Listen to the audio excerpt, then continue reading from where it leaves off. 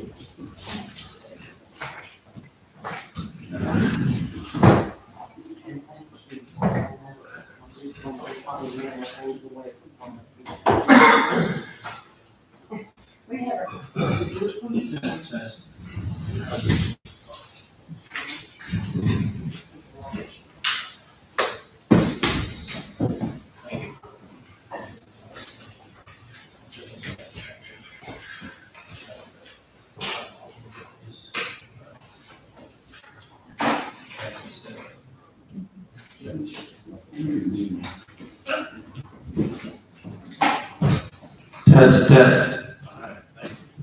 Yes, sir. Thank you, sir. Officer and gentleman, sir. My pleasure. Hey, good evening, everybody.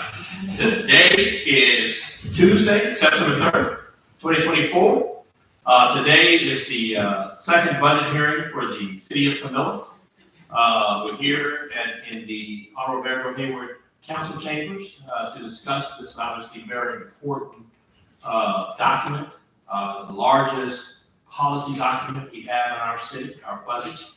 And so at this time, and I just want to remind everybody that once the budget hearing is over, we will be going directly into our work session for the month of September. So we're having a couple of things at once today. So with that, I turn to our Assistant City Manager and City Clerk, Sheriff Ford, to call the roll, please.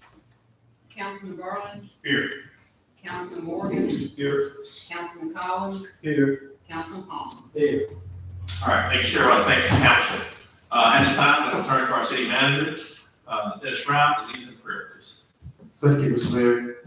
Father God in heaven, our Lord and our Savior, God, we thank you for this time that you ordained so that these men can come together and make decisions for this city. So God, I pray for their hearts and their minds.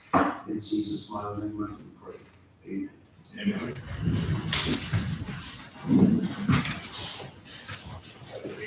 To the flag of the United States of America and to the republic for which it stands, one nation, under God, indivisible, with liberty and justice for all.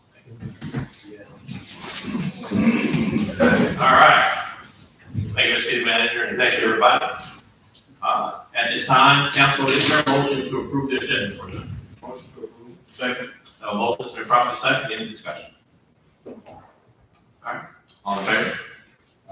All opposed? Motion carries. Thank you, council. At this time, before we get into the meat and potatoes of the budget hearing, as always, we want to hear from the public. So at this time, the public hearing is open for the fiscal year 2024-2025 budget.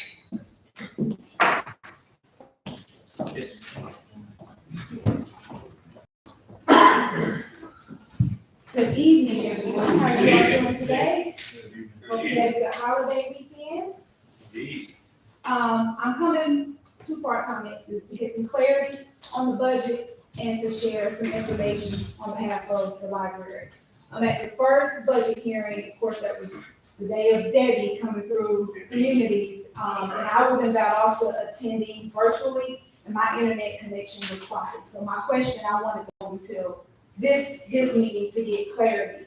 To confirm, at that first budget hearing, I believe it was Councilman Palmer asked a question about a funding item that was listed in two different areas. It was concerning the renovation here at City Hall. And he asked for clarity of whether those two numbers were, was one part, a part of the original number, or was it in addition to for a total?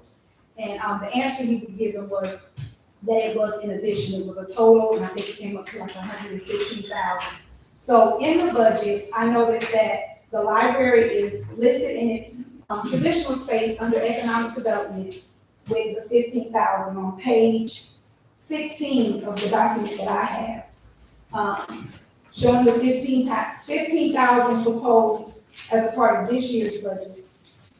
But then in the ARPA section 7,900, if I'm correct, in the ARPA projects, in that bottom section, there's another line item where it says Mitchell County Library, and then 15,000 is also there.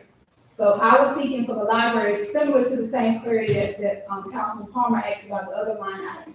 Is that a same 15,000 from the economic development, or is that a total of 30,000? Trying to just get clarity. That is a great question. So a couple of years ago, when the library came and asked for an additional $5,000, instead of budgeting that amount, we used $5,000 of ARPA to send it to the library. So I think the safe assumption would be that the 15,000 that's in ARPA, somehow that got transposed to the ARPA as if we would be paying the library portion out of ARPA, which we will not be. Okay. So you can disregard that ARPA one. Okay. It'll be the standard, the one that's under the economic development. Okay. So then just clarity. So it is the 15,000 only that's under the economic development That's correct. section. That's right. If it's okay, so I can keep speaking. Absolutely. Kirsten Williamson, who's at the library, she wants to hand out a pamphlet for you all, a handout for you all, just to share some numbers. We do appreciate, because in my request to the city, And excuse me, Mrs. Key, is that green button on when you're dealing with? no, it's not. Yes, ma'am, and then go ahead and pull that mic up. Okay, Thank you. there we go. And my request, coming into this fiscal year, I did request that we, asking for what we felt the library needed in 40,000, but did ask that you all graciously not go below the 15 that had been earmarked. So I appreciate that. However, I do want to share some numbers as we continue to work on continuing to show the value of that specific branch, the local branch to the community. And I shared with you all a statistical snapshot. As you all might remember, I said one of the big things I'm working on is getting a strong statistical procedures in place for the library system so that we are able to show better numbers to our funded agencies. And so this is just part of that process. And as you see there, you can see this is really just for January. Most of these numbers highlight January to June of 2024, except where noted, because that's when we started actually putting in fuller. You don't have one in your hand?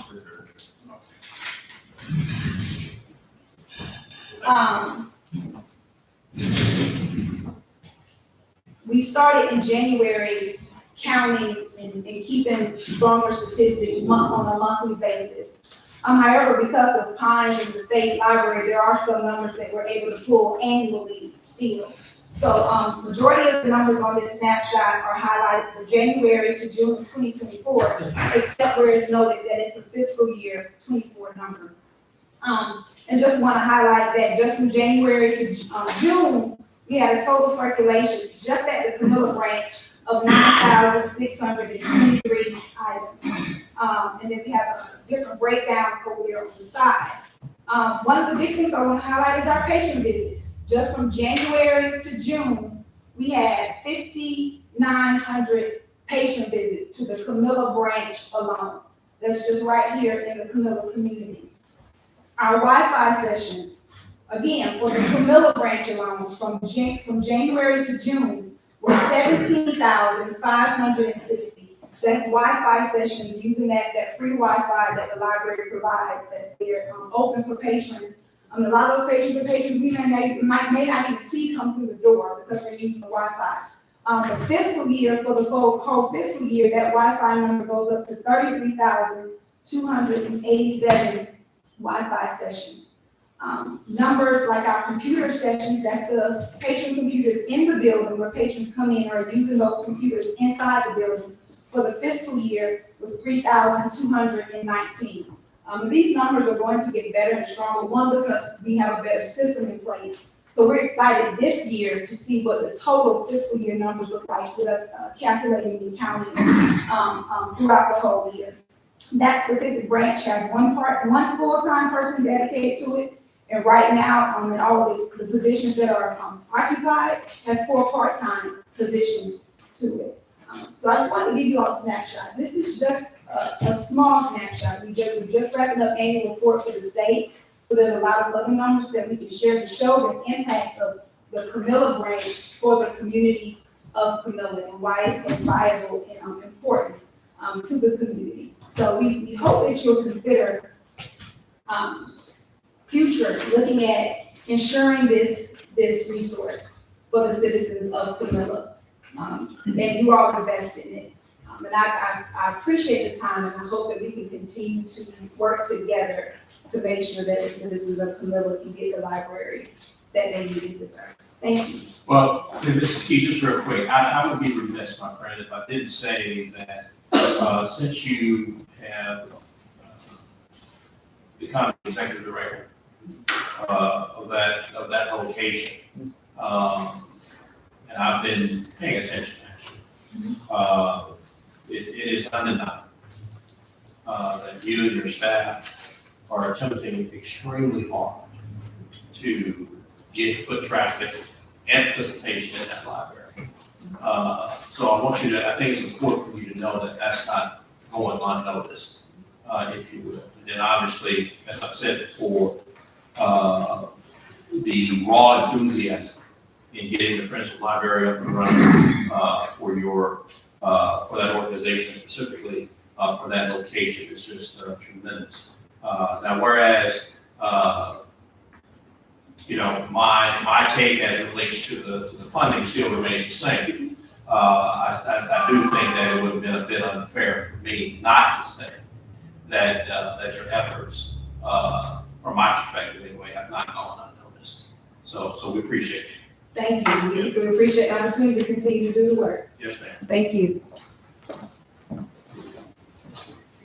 Council, just give me 1 second in between the speaker appearances.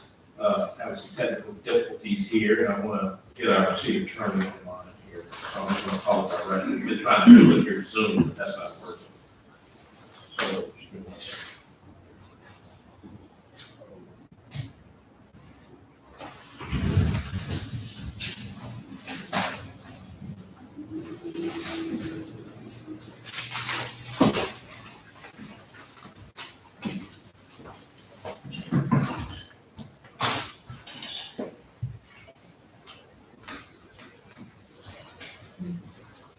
Hey, so for whatever reason, building, so we don't mind. I'm just going to keep it.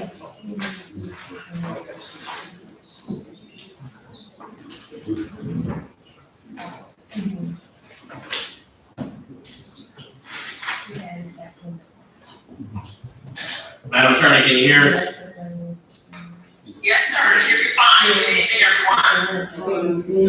Perfect. All right. So, public hearing, still open for the budget. So please feel free to come on up if you have any comments. Any members of the public?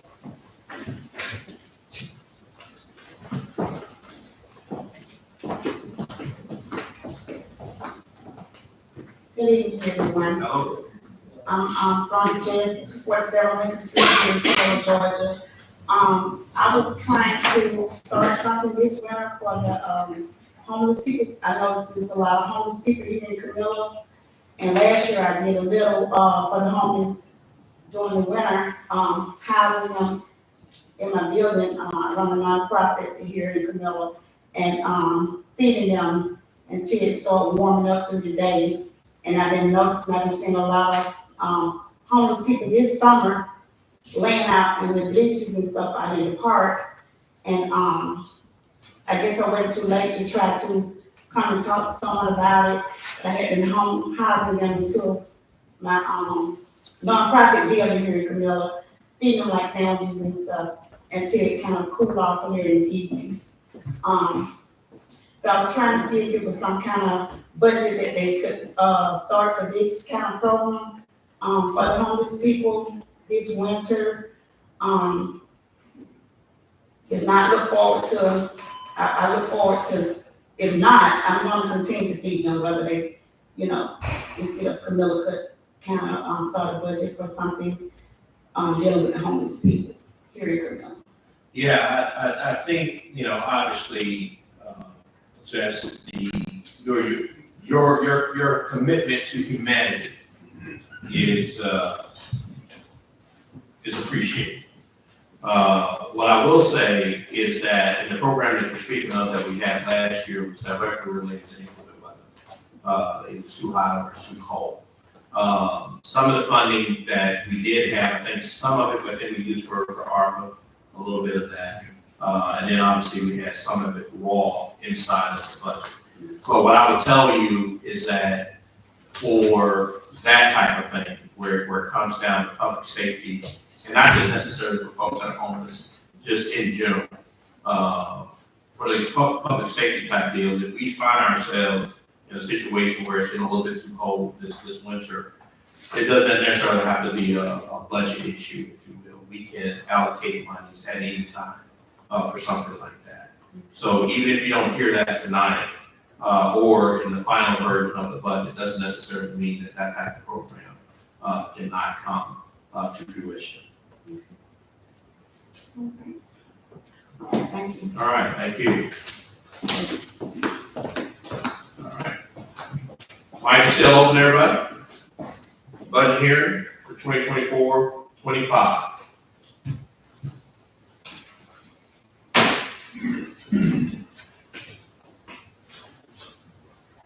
Okay.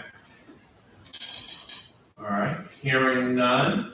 At this time, Madam Clerk, it's 5:18. We will close the public hearing portion of the budget for the 2024-2025 budget as of now. Last chance. Anybody? All right. Hearing is now closed. Before we get to City Manager and also CFO to get us started tonight, I just want to remind the public that even in this budget process, we'll be voting next week to approve this budget or not. But I want to remind the public that in our charter, we have a stipulation that says if we fail to pass a budget for the new year, that we simply go month to month from the budget that we had last year. So everybody still get paid, roads will still get fixed, and the city will continue to move forward. Obviously, it's always great when we move into a new year with a new budget, but just to let everybody know that for some reason that doesn't happen, that we still have a budget to operate off of. So I just want to make sure to remind everybody of that. So with that, Mr. City Manager, I turn it over to you, my friend. And thank you, Mr. Mayor and Council. Let's see if we can get the screen back on. Council members, I've sent it to you electronically as early as just a little while ago because we had some changes I had to make. You have with you on your devices this budget that we're about to go over, and you have the pay and classification plan also.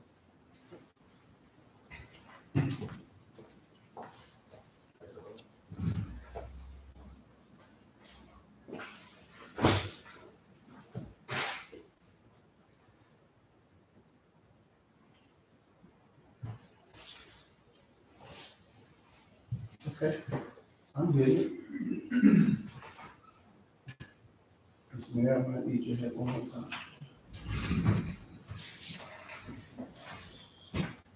Yeah.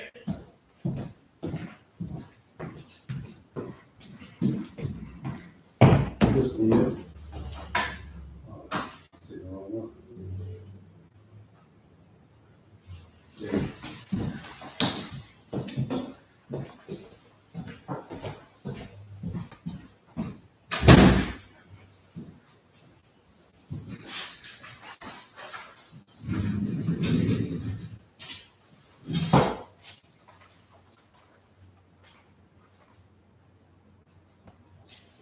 Come on.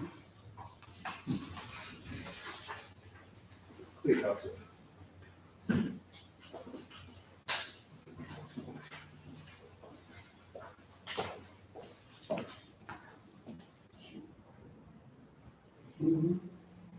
Thank you, Council. The gentleman is Mayor and Council, after our last meeting, if you recall, you gave us probably about 12 or 13 things to go back and reevaluate, to look at, anywhere from CNS to personnel, fuel, all those changes that we made thus far, in our budget, and I will go down through the items, as we did before. If I can see a little bit better. Lisa, can I see your list for a second? Sure. So I want to make sure I highlight everything. Thank you. One of the things that you, council asked us for was to add back the, I believe it was $6,000 for REC. We did that. We also looked at the investment revenue from CNS.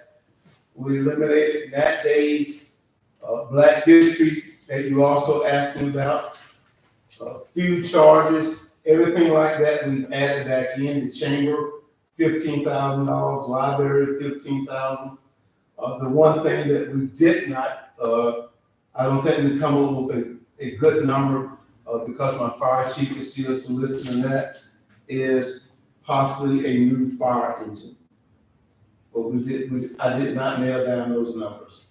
But on this page that you're looking at right now, the very first page, the only place there was a evident change was where we see the interest on the T-Splosh funding.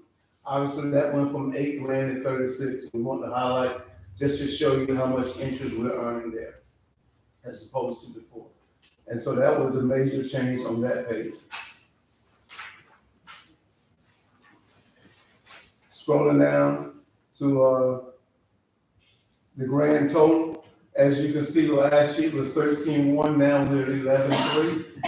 We don't believe none of the services have changed, simply that the way we're budgeting and the way we're counting our money now. You can see we took off sale of assets, that 10,000 don't belong there anymore. Before I go any further, before I leave this page or this section, are there any questions? Okay. Mr. Mayor, Yes, sir. Yeah, I just want everybody to take note before later on in this meeting here, to take note of the interest income that the city is receiving. And that's gonna be somewhere in the neighborhood, if you have it on this line, I think it should be. It's on line item 361003 and 1002, Mr. Mayor. All right, so in just to clarify again, we're looking at somewhere in the neighborhood of close to $200,000 Yes, sir. in just interest revenue alone. And I just want to make sure. I can try to make it a little bit larger right there. Okay. If I can, let me see if I can slide it over, just a little bit more interest. See it from, you see, I can't read that line. Is that better? Yeah, but I'm looking at 10 there. There's also interest in the electric.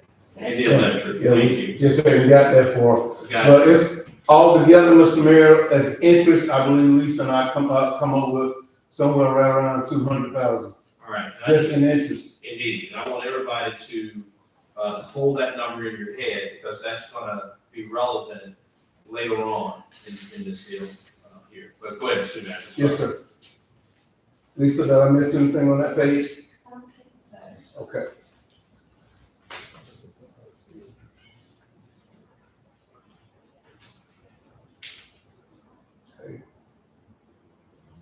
Okay, you see, if you come down with me on this page to line item 100-000-3933-507, use of T-SPLOST fund.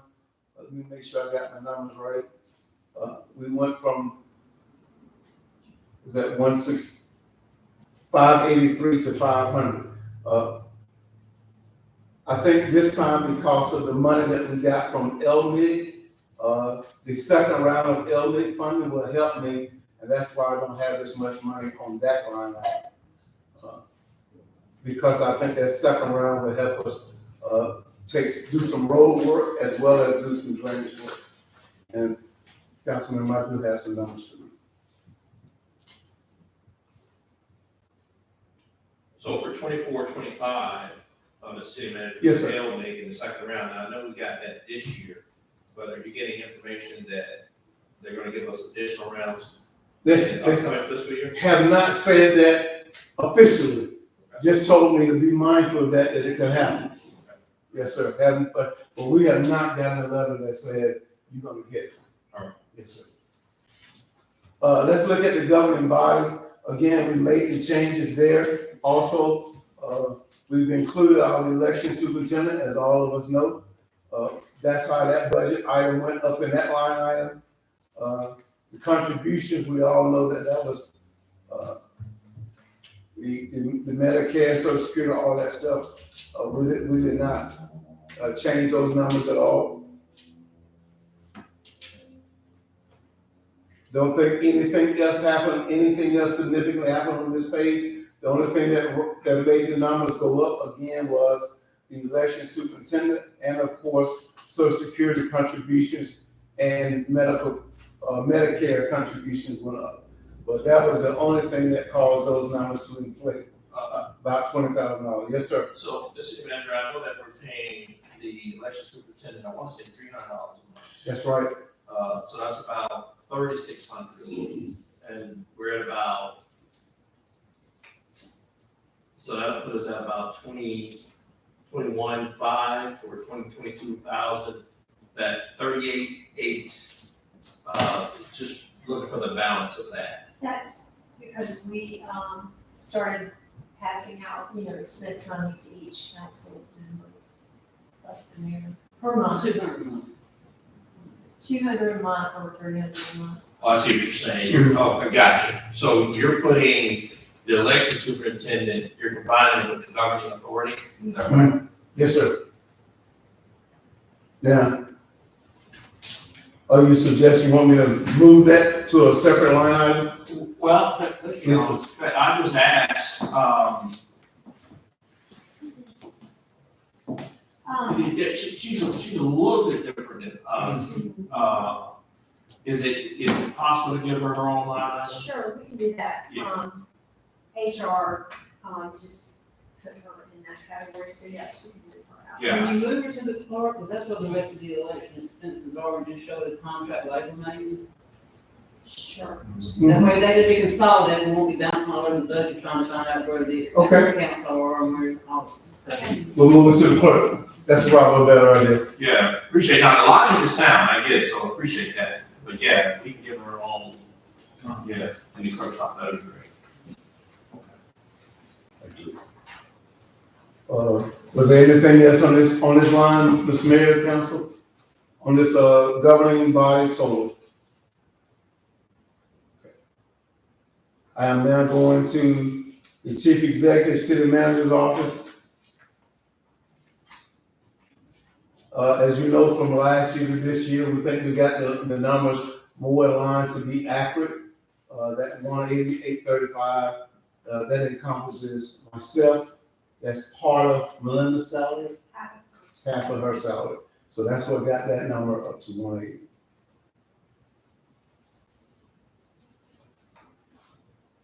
Okay, you notice it, from the group insurance, all that stuff, that, no big changes there from last time. I wanna make sure I don't wanna skip over anything, I wanna make sure I cover everything. And that was it for that major line item for executive or city manager. That total, as you can see, decreased from last year to this year. We went from 322.3 to 289.8. Did I miss anything, Lisa? I don't think so. Any questions, council, mayor?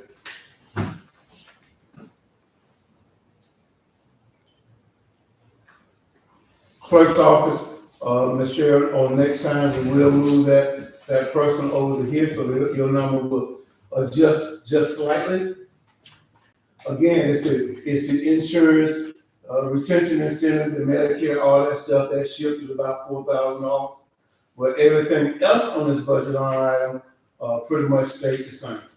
And it only went up about $4,000, but that was because of the Medicare, Social Security, that kind of stuff. Any questions? Yes, sir. Which line item, Councilman? Election expenses. Yes, sir. Just curious, on this, I think I'd like to see if we can increase, for like the fact of mailers. I think in our current instance where we had some precinct changes, we could add some money to, I sent some things out to residents about their precinct changes. Okay. I'm not sure what that exact cost is gonna be, but just curious about the election expenses, is that line item that's used for stuff like that? And if adding that, would we need an increase? Yeah, I think I think it's a great question. I know that we do some of the basic banner stuff, letting folks know, but Sheriff, from your estimation, I'm sure that as long as it's not, highlighting a specific candidate, surely it's something that we could do. The question would be the timing and the logistics between October 1 and the election to get that correlated. What were your thoughts, Sheriff?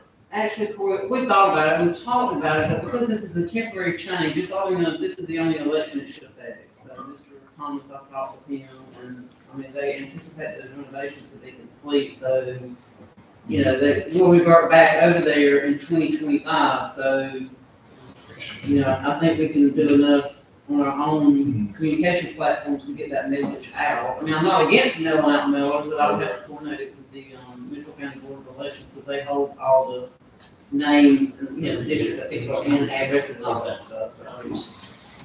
Something to think about. No. Definitely. No, I think you're spot on, and even if we don't do the mailers, I think the point that you're making, Councilman, is spot on, that we probably using our platforms to really, we're putting up the banners and that type of stuff, but there's other ways that we can get that up, so, well, what is that budget now? 35. 35,000. Well, Wait, you need, I need to go back to the clerk. Okay. What number am I looking for, Councilman? 3852, election expense. There it is. Is that dues and fees? Is that 1,000 or is it? Yes, sir, 500. So for election expense, what's that number? 35,000. So what do you think, Council? For this one-time deal for electronic stuff, getting the word out,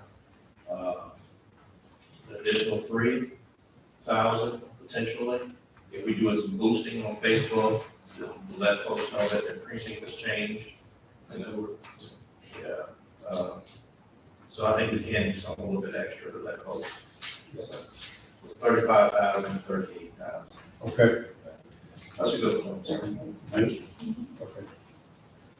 Anything else, Councilman? That's it, Jerry. Yes, sir. Yes, sir.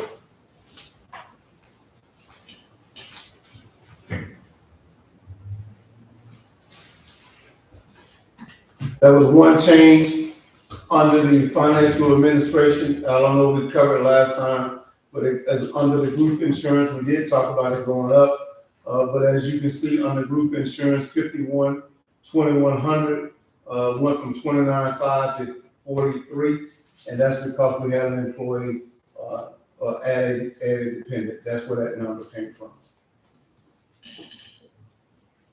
And I don't think there were any other major changes under this budget. Yes?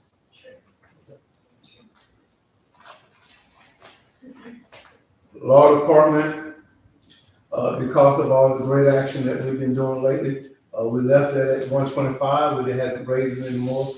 The same numbers that we had last time, from 75 to 125.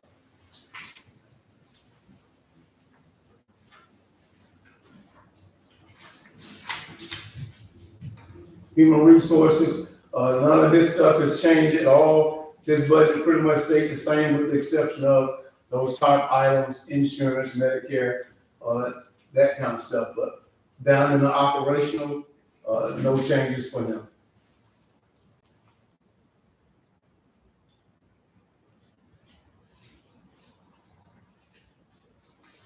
Going down to general government buildings. I know we talked about this one extensively last time. So we moved, as we said last time, we moved all the score stuff, moved it to the URA. We did that. If you scroll down with me to where it says maintenance RDC, we moved that to the URA as well. Come down,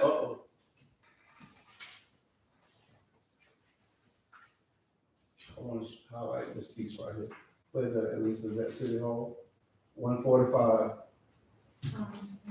Yes. If you look down on line item number 522208, RDC McCree Hall, we moved that to the URA. But look right below it at the maintenance for City Hall. Went from 70,000 to 145. Obviously, that number doubled, but I want to explain why. Because the AC units that we have out there are aging, and the last time we had them serviced, we expect to one. I think that service to the second floor. We might have to change it out, and we're expecting that to have to change out probably in the next year. But that's where that one is. That's what we think that one is allocated for. And so then, Mr. Mayor, you go Yeah. to the McCree Hall. McCree Hall, yes, sir. So the those are not aware, the city of Canelo, in partnership with the City of Canelo Development Authority, there was a loan or funding that was provided by the city to the CDA, or through the CDA, that the RDC, the Regional Commission, was paying back to us. Somewhere in the neighborhood of about $27,000 a year. Through an agreement with the Canelo Development Authority, which Councilman Palmer chairs, and I am a member ex officio. We worked with the RDC, arranged a deal, if you will, that will transfer in lieu of that $27,000 going away, and keep it in mind with the public benefit of the RDC, in exchange for that $27,000 a year going away, McCree Hall, based on some of the last documents we saw last week in terms of the transfer, now belongs to the city of Camilla versus the CDA. And what that means to the city in this budget is that obviously there are certain elements that we're going to have to budget for as it relates to the maintenance of that building. The RDC takes care of some of the stuff that they do, just in case we have to do some stuff up there. But I just think it's important for the city to also understand that you just gained, the citizens of the city, you just gained another $1 million, nearly $1 million worth of assets to the bottom line of this city. So I just thought that was important to mention to you. We saw some of the paperwork that the transfer has gone through. We didn't get that through like Thursday or Friday of last week. So that's exciting for you that you just gained another literally $500,000 to $1 million asset to the bottom line of this city. So that's also news for the RDC, also news obviously for the citizens of the city. So I appreciate y'all. I just wanted to make sure they understood why the pre-haul is in there like that. So if you go down to the CHIP grant expenditures. Now, oh, I'm sorry. Now, and this is why I caught my eye. So to my knowledge, no, we have not, the city has not conveyed pre-haul to the URA No. as of yet. So we just probably just need to take that parentheses out. RDC McCree with the URA.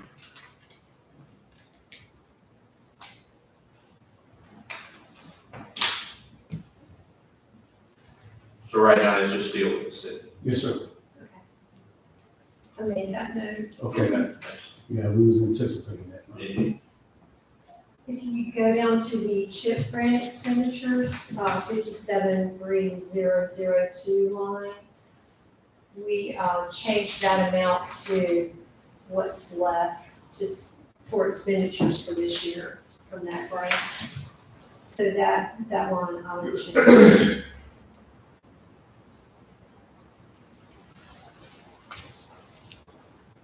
And that's the major changes with general government buildings. Good. I'm gonna make it a little bit small so that we got all the thing in that. That's too small. That's that one.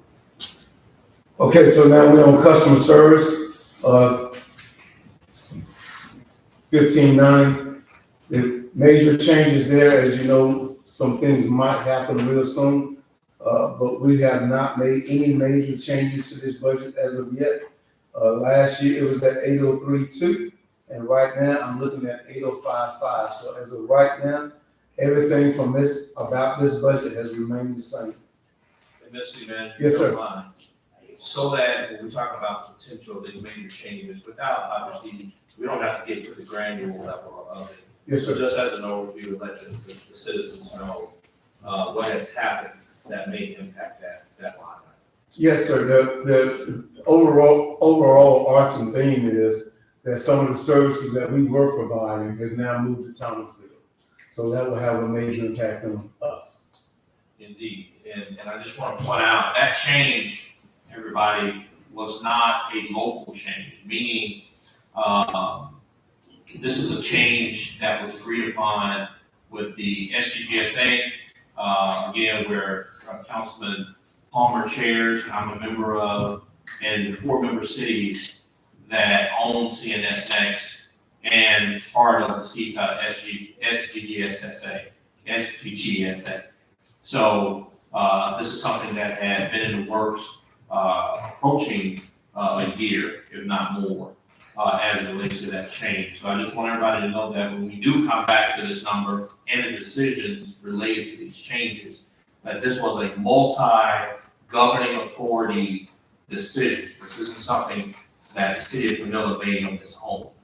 So I just want to make sure everybody understands that. Because as the city manager pointed out, by default, there's going to have to be some changes made as it relates to that line item, but we don't know where we're headed yet, but for sure we're headed somewhere.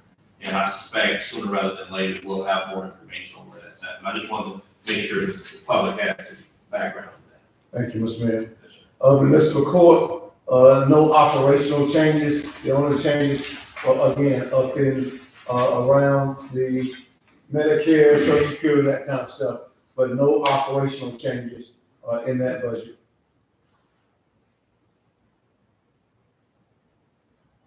Now, public safety and police.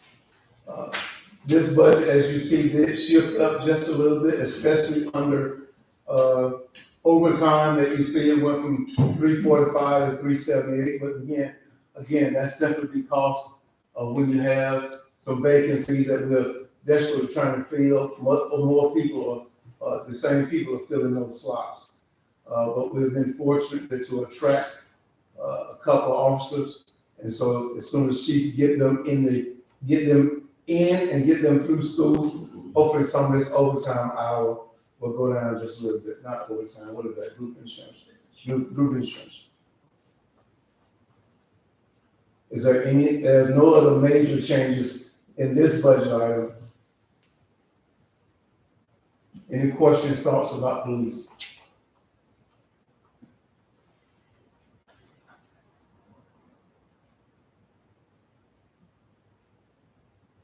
Once again, fire, same thing, guys, as the increases was in the Social Security, insurance, all that kind of stuff. It only went up around about 5 or 6%, but still, it made an impact. Is there no other line items went up at all?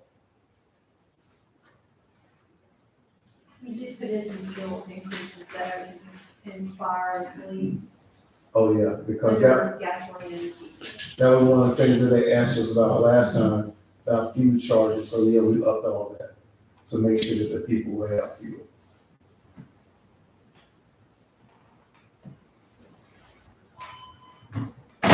Now we move to 4100 Public Works.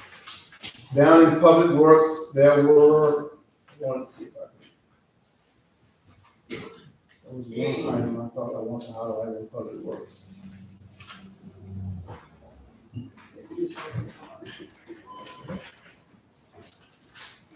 Yes.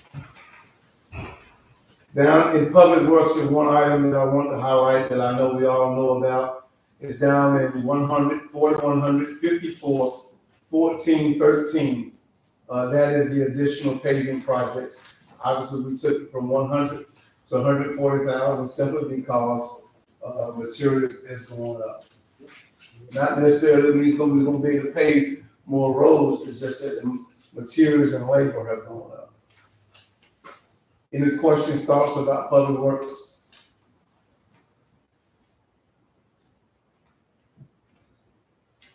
Maintenance shop, I don't think we made any major changes over here.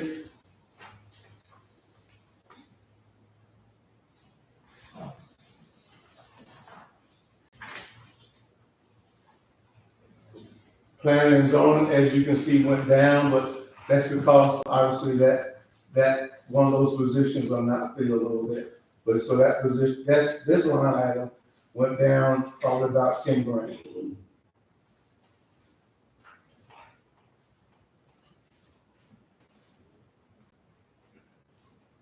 Mr. Manager. Yes, sir. Planning and zoning. Yes, sir. And the contractor that we're using for certain issues, certain tasks. Yes, sir. How's that working out? We have a contract with CAA that will come out, and they come out and do all of our inspections, plan reviews, that kind of stuff. I typically if I call them on a Monday, they're typically in my office by Tuesday, no later than Wednesday morning. So they have been Johnny on the spot. They were just here a few days ago doing the resource center. Okay. So, yeah, no issues with them. How much are we paying?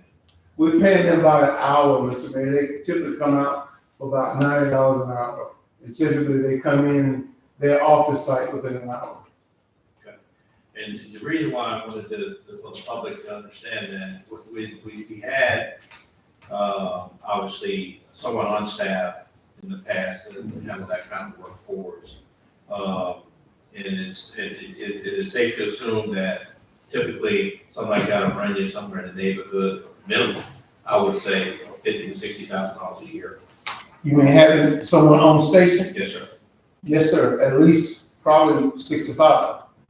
And I just want to make sure that everybody understands, and again, this is part of this innovative thing that we're doing here in the city, where we're getting the same job done, for roughly, how many hours per week do you use, this individual? They only come when I need them, Mr. Mayor, that's sometimes, that's like maybe a couple times a week. Couple times a week? Yes, sir. Just depends on the stage of the project. Gotcha. And even if you double that at $400 a week, for that type of service, times 52, everybody, you can do the math. That's less than $20,000. And again, these are other ways that we're bringing revenue to the city, or the saving of expenses. So again, we don't raise taxes or utility rates here in the city. Is that working out, Mr. City Manager? Very much so, Mr. Mayor. Not only are we getting it good inspection, but we're getting it in a timely manner. All right, thank you.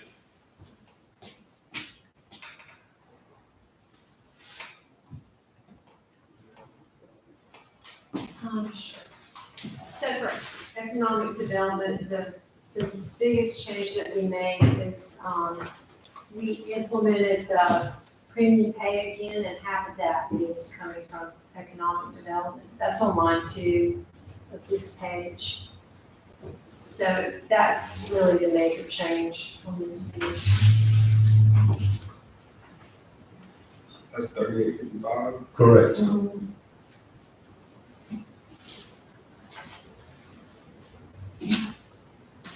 Good, listen. Let's see.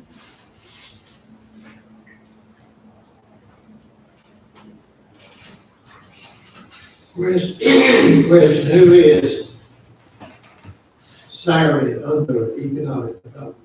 It's everyone, it's all the city employees. In the past, we had implemented premium pay for addition to salaries from ARPA money, but this year, we're doing half of that from economic development, half from ARPA. So it's all employees.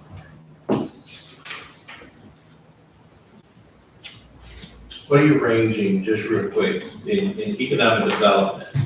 I know we have about $500,000 next door slated in economic development, and is it the other fund that has, I don't know, a couple of million in it, and it relates to economic development? Is it being pulled from there, or with which element of economic development? We have a separate, it's not really an account, but it's money that we kind of move over from the airport that goes into economic development. Or that's the way it was done in the past, that would cover all of these items. Okay. And the only reason why I bring that up is during COVID or after COVID, hence ARPA, we use that money to supplement the officers that, well, everybody actually, to make sure everybody have a bump. Right now, we are dealing with a competitive atmosphere in this state right now in terms of employees. And if you don't pay folks, it's hard to keep. So again, this is another innovative way, if you will, for us to pay our employees more without having to come to the citizens for more. And in the past, we have established, again, there's $500,000 sitting right next door that's been earmarked as economic development. So if we did this, we could do this literally for another 10 years, right? But what that does is gives us the headroom to find other ways to bring revenue to the city while at the same time paying our employees what they deserve without having to come to you to ask for more. So. Thank you, Mr. Mayor, because as I talk to my colleagues, they're losing employees all the time over almost pennies. Indeed. But they're losing them. Anything else I want to tackle on this one? You good, Lisa? Oh, okay, is there any other questions on 7500 economic development? Yes, ma'am. Yes, sir. I have one question, Mr. City Manager. Yes, sir. Back on zoning and planning Yes, sir. inspection.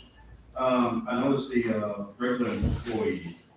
How many employees do we have in that department right now?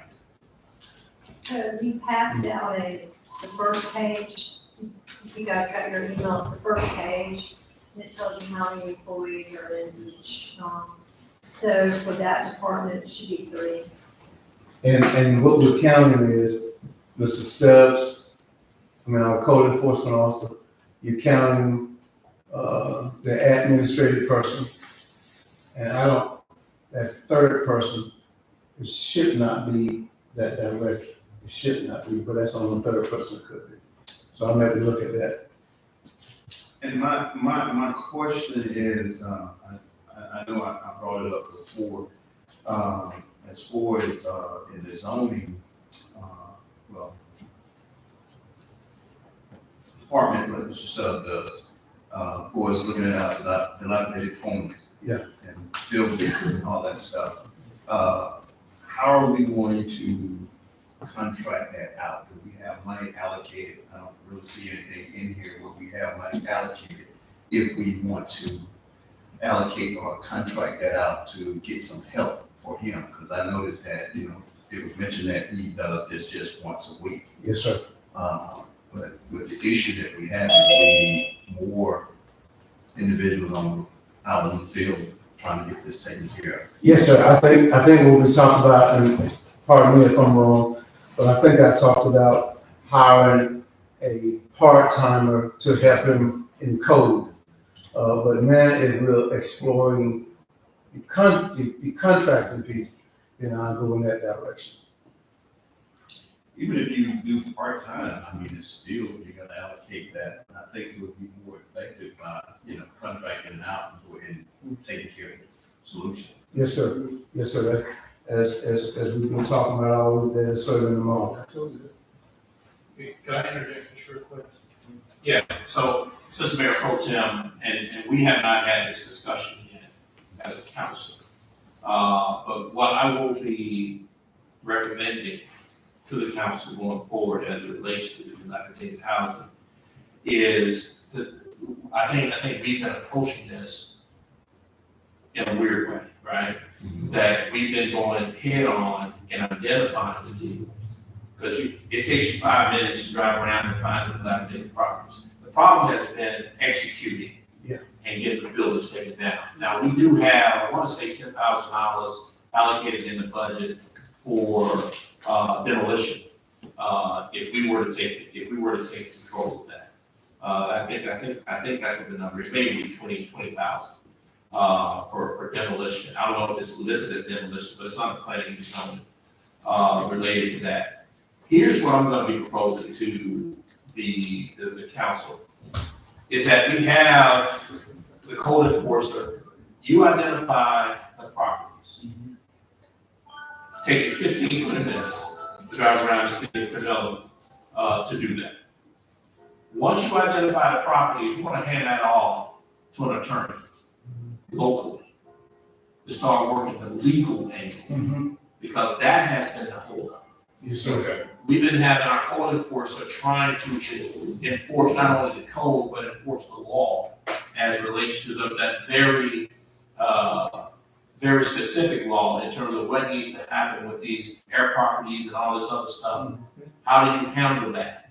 And we've been having our code enforcer try to chase that stuff down and going into the courts and city manager kind of figure it out. But I think going forward, the code enforcer creates a list, and we give that list to a local attorney and say, start the process, do all the legal documents you gotta send out. Do all the legal documents you gotta send out. And that attorney tracks that versus the city. And once all the legal stuff has been done, the only thing that's remaining for us to carry that to go forward. But I'll have more information on that as we get into the new fiscal year. And I don't want to really include that just for housing, because we have some sewer businesses that needs to be torn down as well. And on that note, part of that, hence the reason why we would use an attorney going forward, is that some of these commercial properties are brownfields now, right? There are serious environmental hazards. I know I can think of one off the top of my head, that you couldn't tear that thing down without getting all kinds of permits to do it.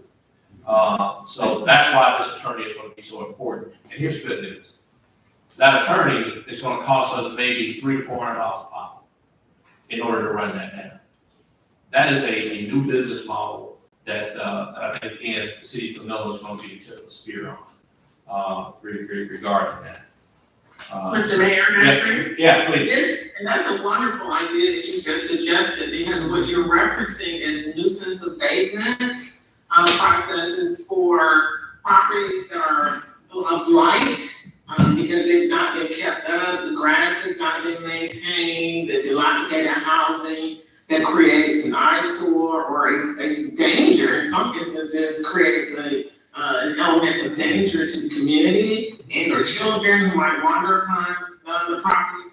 The nuisance abatement process will require the work of your public enforcement officials along with the local attorney to do that process, and it's an onerous, process, and it's doing all the notices. But once you get all of those I's dotted and T's crossed, going into your local municipal court and having a judge order folks to clean it up or give the city the authority to tear it down. That's the process, and the great news is that the city will get a lien on the property for the value of all of that work that you did up to that point. And so then the property can be auctioned like a sheriff's sale, just like a foreclosure proceeding, and the city can get those proceeds. Thank you, Madam Attorney.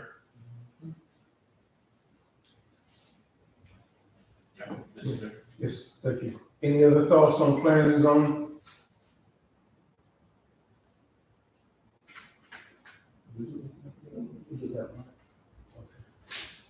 The next one is 7555 downtown events. If you would come down with me to, where is it at? The downtown Camilla homecoming. We added $10,000? We added $10,000 there. Yes, we added $10,000 in that line item that was not there last year. But that was because of, from our meeting last time. Other than that, I don't think we made any other additional changes to that line item. And my apologies, Mr. City Manager. Yes, sir. And this probably should have been up in the economic development, but I just saw something that caught my mind here. Yes, sir. Want me to go back to ED? No, you're good. Just put this, if you don't mind, and obviously the council is the final arbiter of whether or not this gets approved or not. But we did $5,000 for the Mitch Service Center last year for the first time, and obviously the work that they do over there is tremendous for this community. And we have not historically for last year been supporting them in that way. It was $5,000, and what I'm recommending is that we place that $5,000. That'll be on economic development for the Mitchell Service Center for $5,000. And I don't know, Mr. Councilman Morgan, related to Black History Month. Did you have any thoughts on that? Yes, other than that, it's 55. So I take it from the 26 to 55? Yes, sir. I'm sorry, I should have highlighted that we had up that, but thank you for, we're gonna take it even higher, just 55. Good. You got it, okay. Anything else, Mr. Mayor and Council, on the events?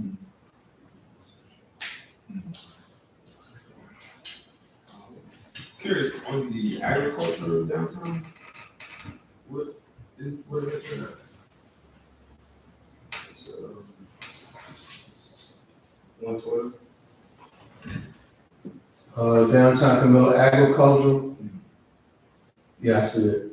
Well, what's the amount? $1,000. Yeah, so, that's all chamber. Okay, So what we're recommending and what we've asked the chamber, told the chamber, or informed the chamber, is that we are prepared to allocate $15,000. That's what we did when they were, when we partnered with them, before. But to give us an itemized list. So anything that's dealing with the chamber, because we have not received an itemized list. We received the list, but not any monies associated with it. That, so agriculture is one of them. It's my understanding that that day has been, removed. Yes, sir. And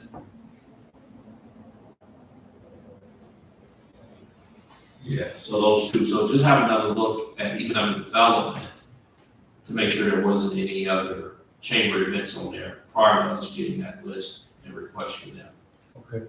But I think as a partner, $15,000, to help them put on the, I wish we could have got part of this, ag deal that they just had about a month ago. Would have loved them to sponsor, that, when you consider agriculture the backbone of our economy here.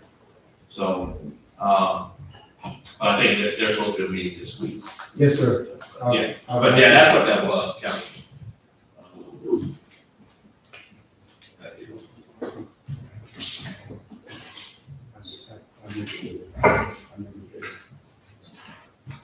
I think the only change, that we made from last time to this time is we did add in half of the, premium pay for salaries. So here's the other half was in another section, economic development. So we added that back for this year. And that's the major change there. 1205. That's the third one. Oh, that's 15. Never mind. It's Yeah, 15. And we talked about that earlier. Yes. too. Miss Jess, where you see cooling stations, that runs double with, or also acts as heating stations also, the way that that resolution was written. So there's, I don't think it's anything allocated there, but there is a line item for it. So if we need to, we can always do that. The Cross Church Seniors Program, they elected not to receive that money, so you can remove that. Mr. Mayor, if I may, I that errors on me. I think we agreed to change cooling to increment. That's right. Yeah. That's right.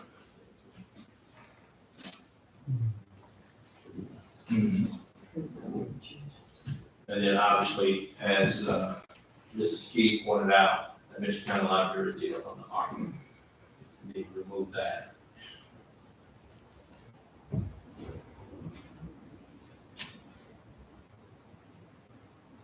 And there it is, okay, it's already there, you guys had it on the ARPA, but that's gonna come from the general fund this time, for the newspaper service.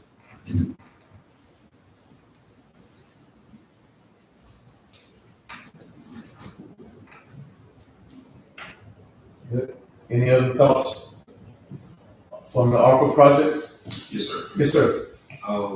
I've been in communication with the city manager just about how much ARPA dollars we have left to encumber.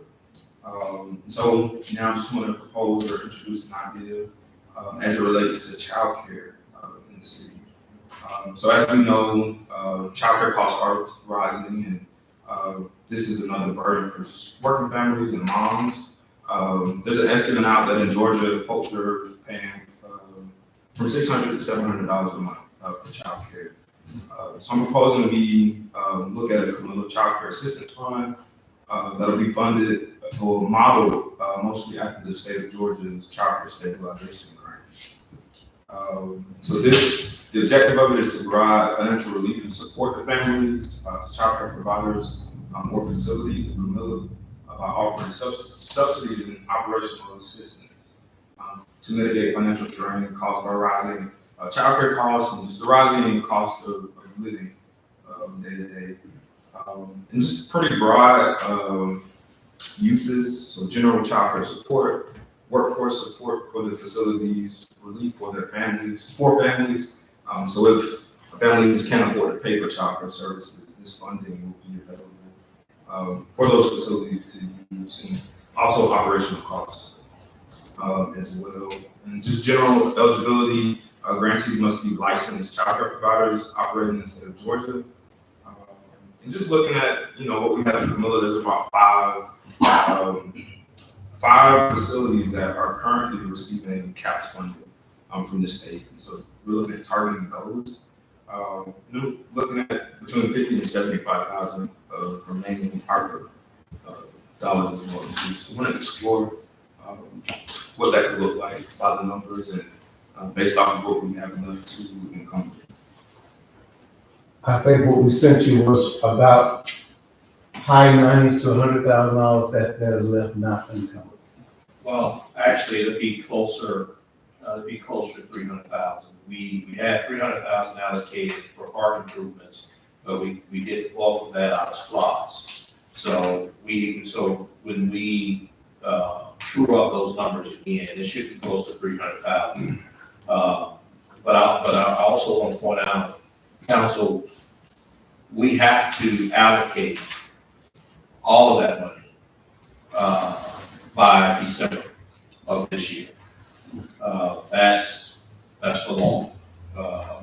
So we have to allocate it by this year and spend it by the end of 26. So this is spot on from Councilman Morgan. But there's a point here that I want to just piggyback briefly off Councilman Morgan. When the citizens sent us to these classes and conferences and this type of thing, the idea is to bring some of this stuff back. Once again, Councilman Morgan has done that. But there's another element to this that is being overlooked. Here in the state of Georgia, if not the number one category that is falling out of the workforce are women here in the state. And it's been determined that part of that problem is dealing with childcare. And this ain't orange talking. These are the stats from Georgia's economic development. And the idea that we have a program where a mother, especially a single mother, could have childcare so that she can participate in the economy and go to work. Bring back to us proof that you were at work this week, if you will. And our partnership, to Councilman Morgan's point, with the childcare agency will say, we will supplement whatever that cost is for that particular childcare. What you end up getting, you get the child that's taken care of every day, and you just put another one of our citizens back into the workforce. So again, cutting edge stuff, Councilman Morgan, for regular stuff. Thank you.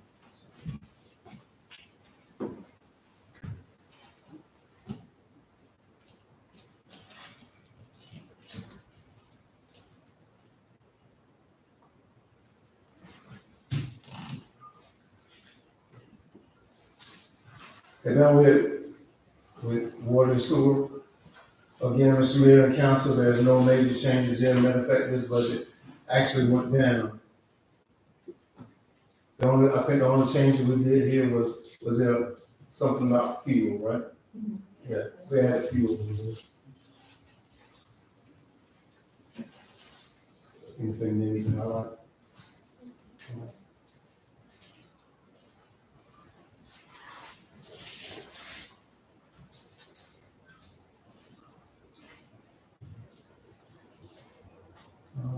What about this?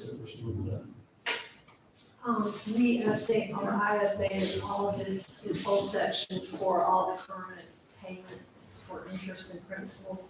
on the different projects, so this section is all updated. We also looked at the water and sewer sales, and that didn't really change from last year. It's about the same amount this year. So we didn't change the revenues in this section.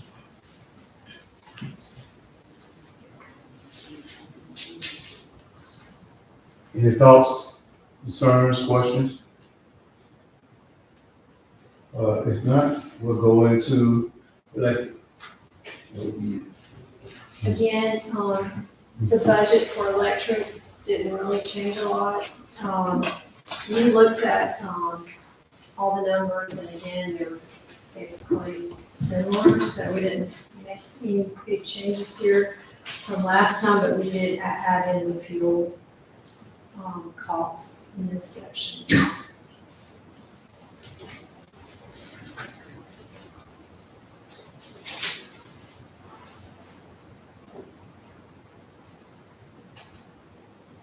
And that's really the big change for electric.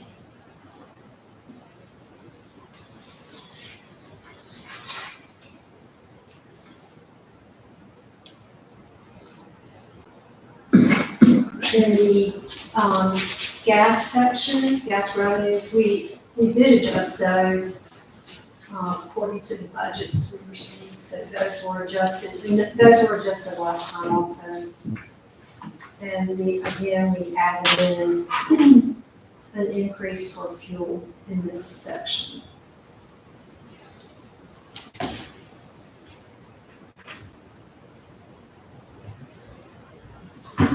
So not a lot of changes from last time.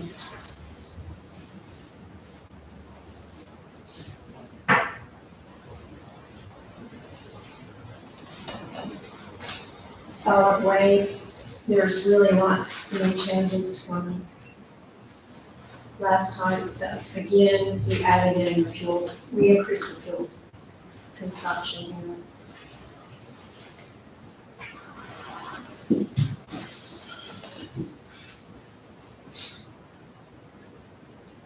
Solid waste, I don't think there's no changes.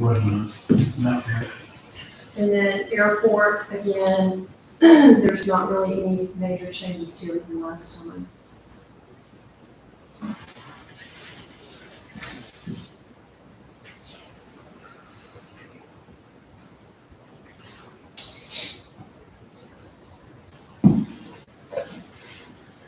For CMS revenues, we did add in the investment income.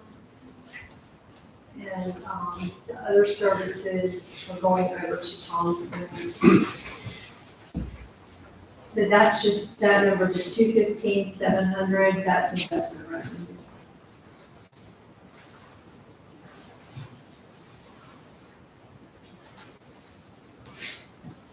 And then the URA, as noted, I think there's one change we're gonna make to this that was just brought up about McCree Hall.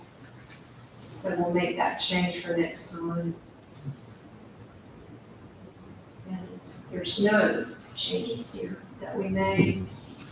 We still have to determine, the budget for scores. But that'll be later.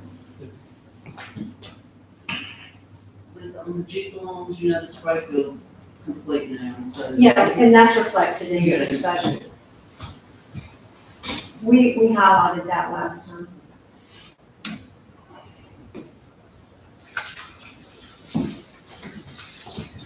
Good. And that was it. Mr. Mayor, Council, that was it. Subject to your questions or changes, whatever we need to do. Electric revenues. Go back to that real quick.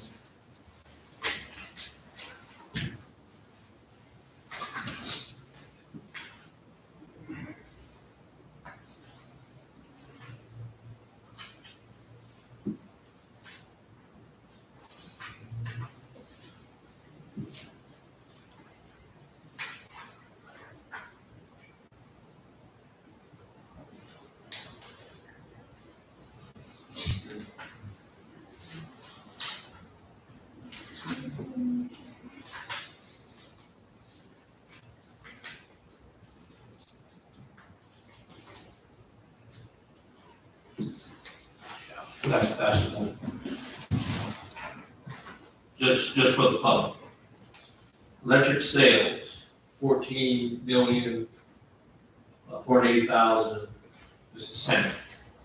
The reason why it's the same, and I hope that this budget passes for this reason. And I don't know how we're capturing the refund that we get every year. But what I will say, the reason why it's the same, because, from what I can tell, the majority of this council, there is no appetite, to raise rates in the citizens of the city. And to be honest with you, probably something that I'll never support, but I wanted to make sure that everybody saw this in the budget, that we're not anticipating any additional sales revenue from you, the public. These rates will remain the same. If not, and I hope that we can do some stuff that we did last year, to even lower that number even more, but I just want to make sure that the public saw that and what that means. All right. Anything else for Mr. Council? Is the rebate, the discretionary funds, is that 4317? What line is that? That you're 4317? 4317. Electric MEAC discretionary, I see it now. Yes. That's 350. Yeah, that's 350. I said 350, but we got back a little over 500,000. So that's why it's not raising rates on folks. All right, council. Any questions for Chief Financial Officer, City Manager?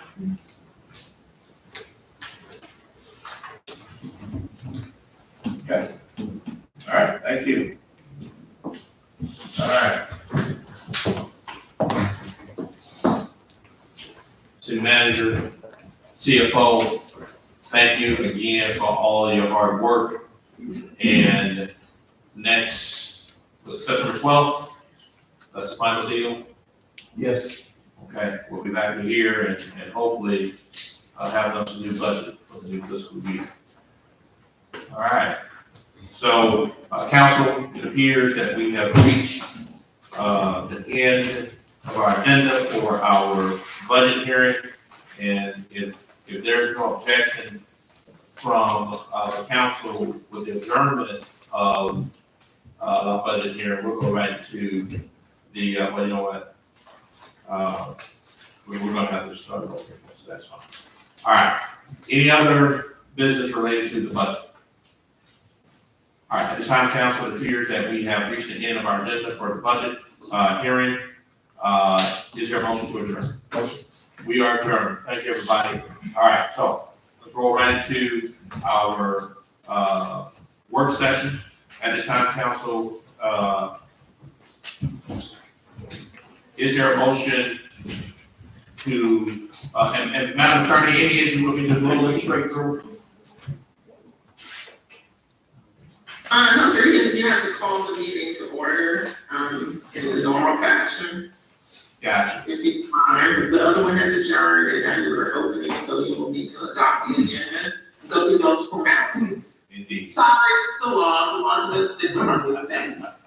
It's all good. Look, I can feel it in the back of my head. Let me ask this question real quick. All right, so with the budget hearing adjourned, everybody, again, today is Tuesday, September 3rd, 2024. This is the City of Camilla work session. We're here in the first floor, Honorable Mary's Joe Haywood council chambers. And at this time, council, is there a motion to approve the agenda for tonight? Motion to approve. Second. Motion is properly second. Any discussion? All right, all in favor? All opposed? Motion carries. Thank you, council. All right, this time, do we have any speaker appearances? Any speaker appearances? If you're a citizen and you want to talk to the council about anything. Any speaker appearances? Good evening, everybody. Yes, sir. Peter. This is related to, liquor distance, And just state your name for us, my friend. Bob Patel. And he's a mechanic, Gary Patel. Indeed. Thank you. Okay, so, I have a question regarding to that, 1,500 feet distance for the location. And I'm requesting if you guys can reduce to 1,000 feet. Since it's not a state law, as long as it's away from church, 300 feet, comply with state. Because the city of Manila has, a small town with a limited, commercial space. And it's having a hard time, finding location. Gotcha. Yeah, so if everybody is, no, go ahead, please. It's nothing for us to, what is that, 200 from church? Yeah. One location to the second location. Oh, okay, from one to the other. Okay. That's right, for liquor stores. And even if it wasn't, just to be completely honest with you, Ms. Patel, even if it wasn't a state requirement, the thesis and the theory behind it is sound, especially when you're talking about the population density of Camilla, that we are grateful that the citizens of the city, by way of referendum, said that we want to have liquor stores or package sales here in the city of Camilla. But I don't infer that to mean that the citizens of this city want liquor stores on top of each other. And the 1,500 feet minimum, whether state law or by local ordinance, is something that I support. Having a liquor store across the street from another liquor store, from my perspective, number one, does not fit within the, we're gracious enough that the citizens decided to have liquor stores, 3 of them. Or the council decided 3, and that's why we only did 3, because we didn't want to have liquor stores on every block.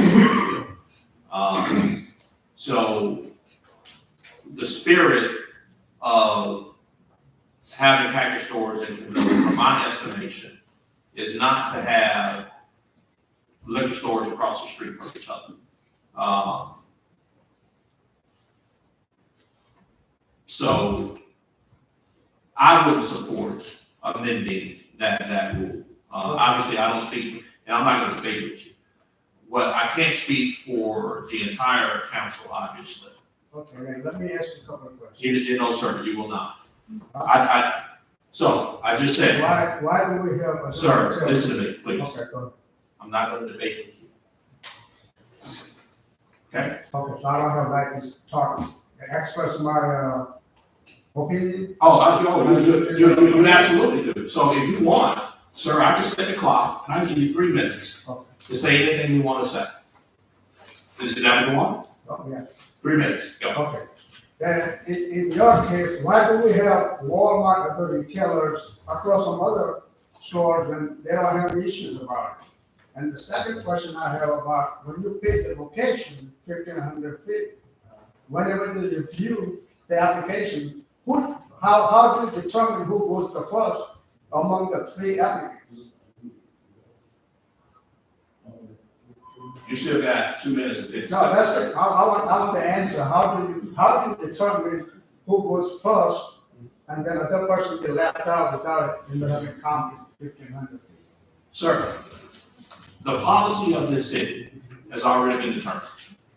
You're speaking on it. Yeah. 1,500 feet, that's it. That's not gonna change, unless there's a motion to do so. I don't think it's fair. Because we have other retailers in the top of each other, beer store and everything. Because of having no small town, it's impossible to have 3 liquor stores. In his case, his name got picked first. And how come people didn't pick the location first? How come he has to wait the third one? How come the other 2 applicants got picked last and they get to pick first? Okay. So that how can you justify that? It's No, well, not fair about it. Sure, and I wouldn't justify Ms. Patel. What I would say is And I'm assuming that you're speaking for this gentleman, and that's perfectly fine. But this gentleman filled out an application. What you just described isn't listed anywhere in that application at all. You with me?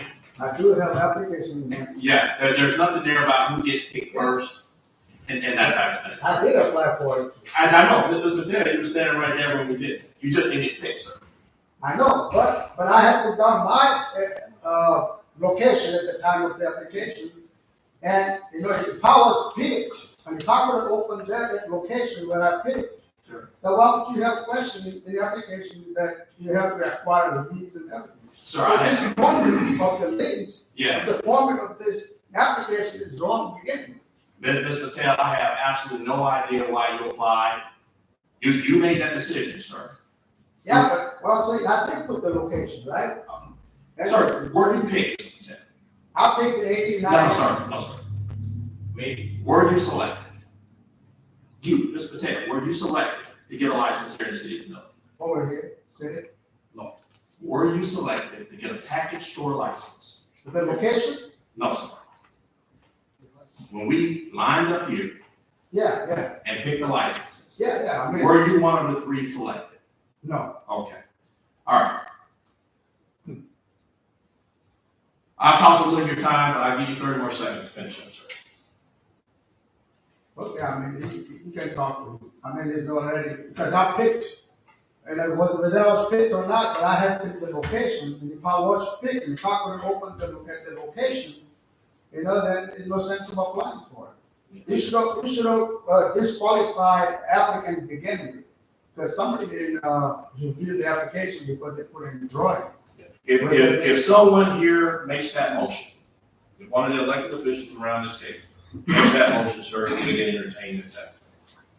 But to my knowledge, no one has made that motion. And the rule in the city, as it is right now, 1,500 feet.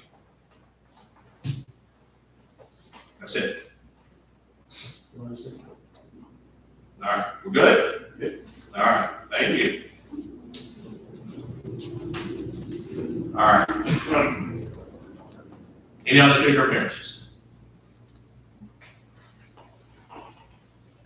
Any other speaker appearances? Okay.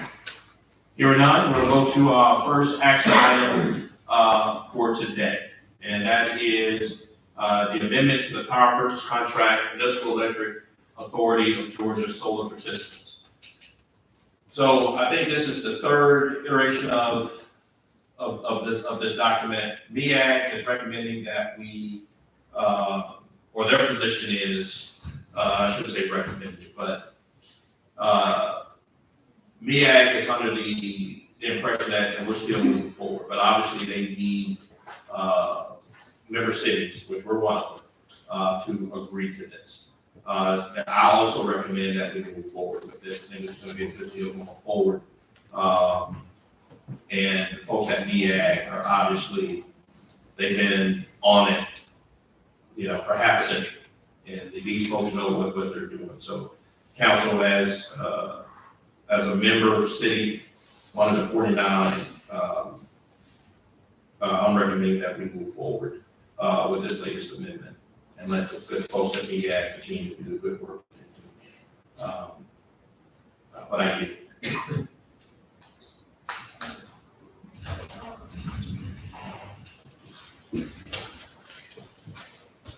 Okay, gotcha. All right.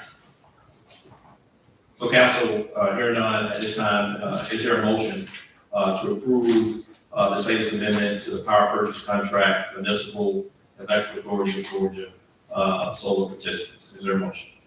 So moved. Second. Motion is properly second. Any discussion? Is this contract our overall contract with MEAG and just the amendment within the solar piece? Yeah, so it's actually MEAG's contract with, y'all use the term provider, if you will. It's their contract with them, but we are MEAG. Right. So in order for them to move forward, they need us to weigh in. Good question. Any other comments? All right, all in favor? All opposed? Motion carries. Thank you, council. And council, if you don't mind, because Nick is an employee of this city, he's like, hey, I'm not a speaker appearance. I'm an employee, I'm the top. Council, if there's no objection, like to have Nick and our airport contractor and advisor, Pastor Oak, they have a couple words for you related to the things happening right now. If there's no objection. All right, Nick. Mayor, council, good evening. Apologies for the rush on this. GDOT threw us a curveball and got some documents out about a month and a half later than usual, but they didn't give us any grace on when it was due back. During this GDOT fiscal year, the airport really needs to address perimeter fencing. We are having some issues. I know Councilman Palmer mentioned some months back that we needed to look at the fencing project, so here we are. We started looking at the plans from 2019 versus property layout from Q Public and from property that GDOT says we own, and we found some issues. So we really need to sit back and look at those plans. I'm going to let Mr. Michael Joseph from Paso Road, he is our airport engineer and our airport consultant, come up and fill you in on those details. Thank you, Mr. Mayor, council. What Nick was referring to was GDOT issued a tentative allocation letter, which they do every year, and it lets the city know what they want to fund in the next fiscal year. We're in that fiscal year now. The state fiscal year started July 1st, so we're in that. And it is for, as Nick mentioned, putting up a perimeter security fence. We need to reply, the city, need to reply to GDOT by September 23rd, responding to that tentative allocation letter saying that, yes, we want to move forward with the project, and yes, we will fund the city's share of costs. Does that share?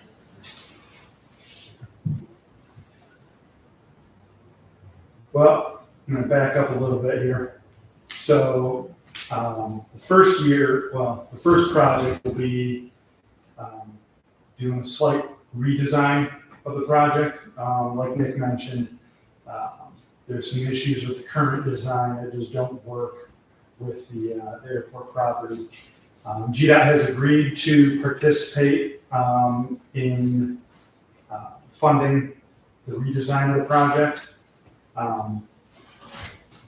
What they're saying is that if the city funds the money for that redesign, you'll get 90% of that back when they write you the construction grant for the fencing.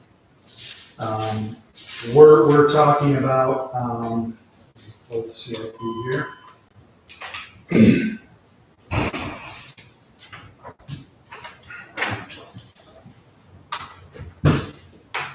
We're currently estimating a total project cost for construction of the fence of just under $900,000. Now, there's some flexibility in there. What we would suggest is designing the full project. In other words, doing the full perimeter of the airport, including any necessary gates. We can only scale that back as necessary to fit within funding.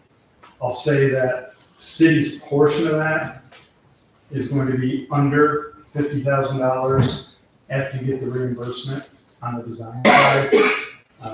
It would be a 90% federal share, 5% state, and 5% local. And they need that answer by September 23rd. September 23rd. And so that's why we're on a little bit of an accelerated schedule, because their tentative allocation letters got issued about 2 months later than we usually do. What's the timeline on that reimbursement? I know running, for some of the stuff that we've been reimbursed on, it's come back pretty quickly, but what do you anticipate in terms of reimbursement? The latest we would want to accept bids on fencing would be 1st of March, meaning we're advertising 1st of February. If we take grants 1st of March and the city's able to recommend moving forward with that apparent low bidder, GDOT's about 30 days out for having a grant in the city's hands to execute. Probably another 30 days after that, you've got your reimbursement. Is the grant guaranteed? There's no guarantee. Our friends at GDOT will, of course, want me to say that there's no guarantee. But they have issued a tentative allocation letter, which says that they fully intend to fund this project. And the money is there between your banked non-primary entitlement money, which for everybody's information is $150,000 in federal funds that you get every year. And then your bill money, or the building infrastructure law, that money that we've got banked, there's more than enough federal money to fund this project. So I guess my basic question is, if we front the 900,000, But, sorry for interrupting, but you'll front maybe 50,000 in design fees. okay, So you'll front that, and admittedly, right now, that's a ballpark estimate. Once we get into, do we need to get a land surveyor to really get us, a boundary surveyor? But that initial redesign and bidding is about $50,000. So the city would front that 50,000 and then get 45,000 of that back in the construction grant. So the construction is just under $900,000. That'll be funded immediately, where your share will just be 5%. I got you. So we don't need to front 900,000. No, sir. Okay, all right. So $50,000 upfront, 45,000 on the back, is that right? Correct. Perimeter security for our airport is our intent to leverage our airport for future economic development here in the city. More secure an airport, the more secure, the more attractive we are as a as an entity. I truly believe that our airport, long term, is a tremendous asset to the city, and so council, we haven't got the ability to sleep on this until next Monday. So what I would ask the council, what will be your preference? We vote tonight, or we can vote next week? What are your thoughts? I'll make a motion, we move on with it tonight. Okay. Second. All right, got a motion to properly second. And again, any discussion? All right, and the way I understand it, that this motion, correct me if I'm wrong, Councilman Palmer, is to authorize Passero, our airport architect, to notify GDOT that the city of Camilla will move forward with the $50,000 match for perimeter fencing. That's correct. Okay. All right. Any other discussion? All right. All in favor? All opposed? Motion carries. Thank you. Thank you. All right. Thank you, Council, for validating. And Mike, thanks. All right.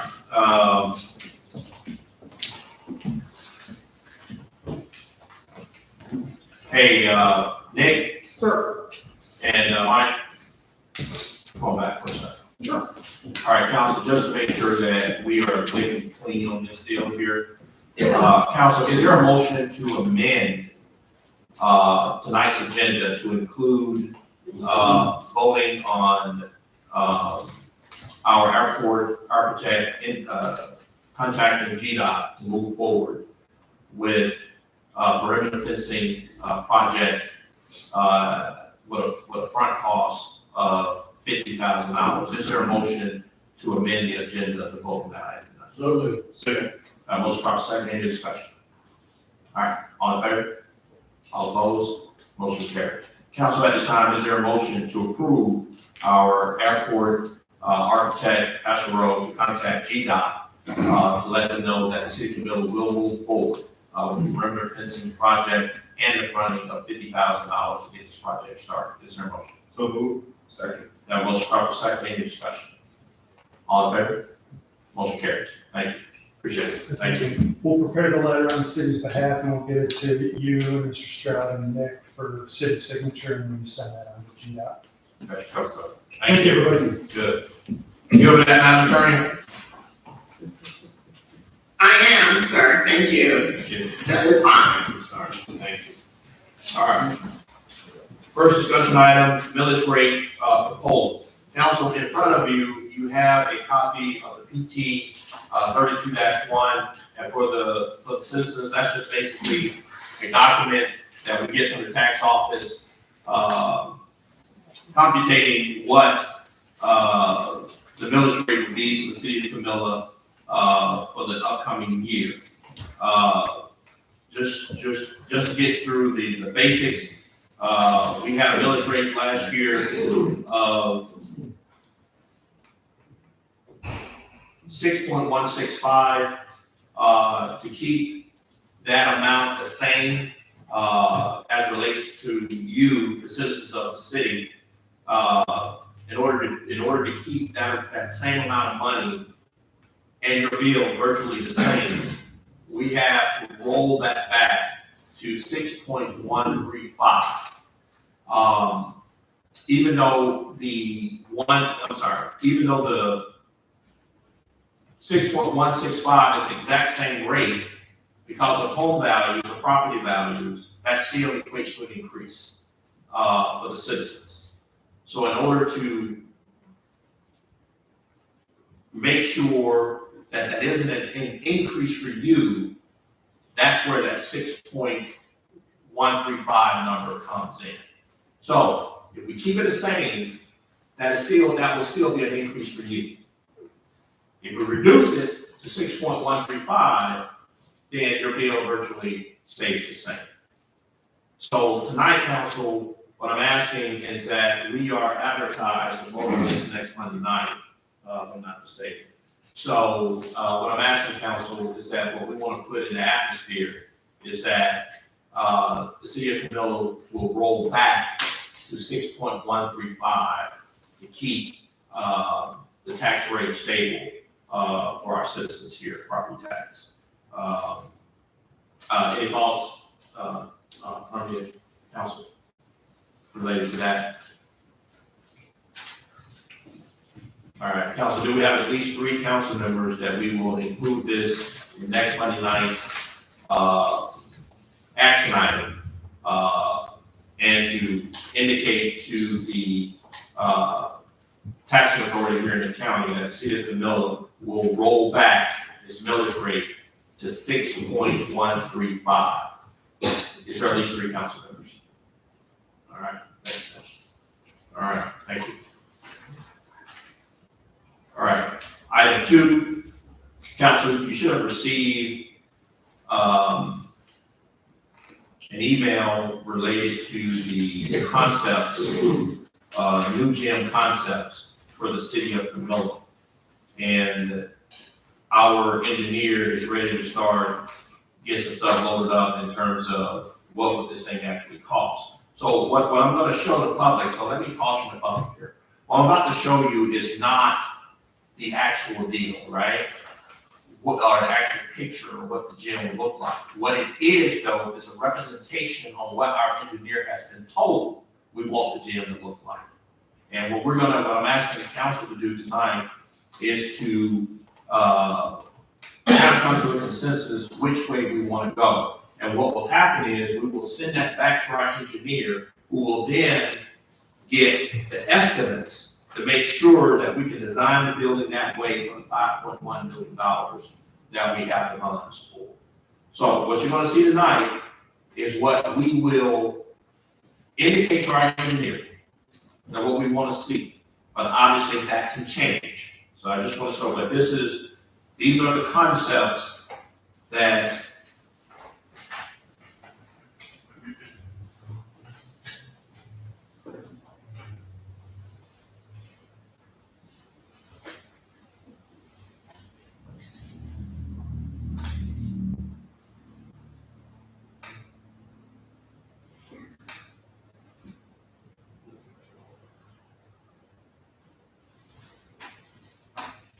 don't know why I'm trying to act grown. I put these things on.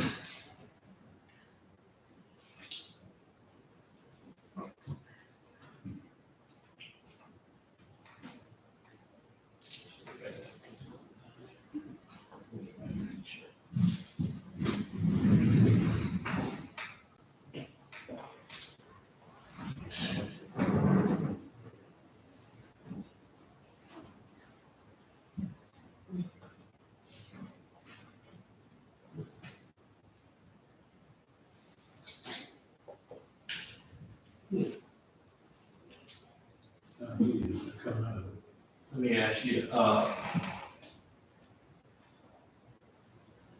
Councilman Moore, do you have this document on your iPad, or the city manager, do you have it on your? Brilliant, just like, you got it, Mr. Mayor Pro Tem?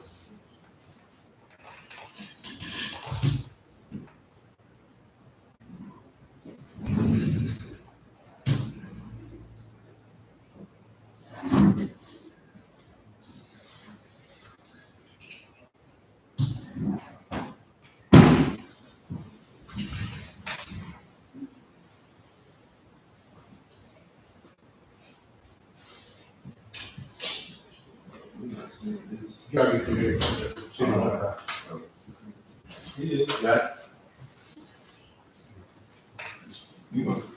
You're probably a code.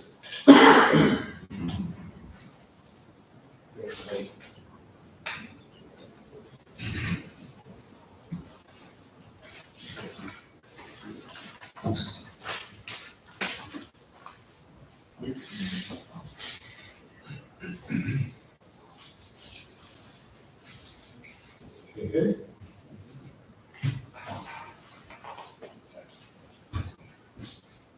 So that's option A.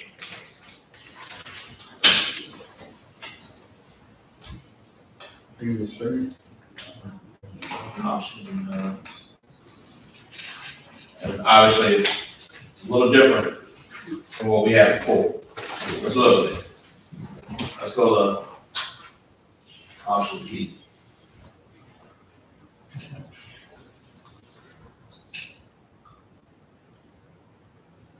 And it'll be called the Village of Nature. That's option B.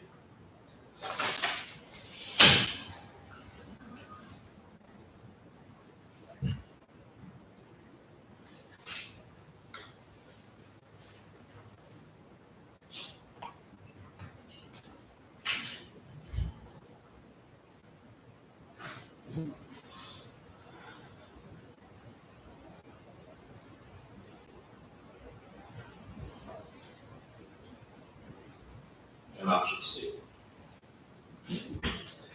So as you can tell, this is going to be a modern facility.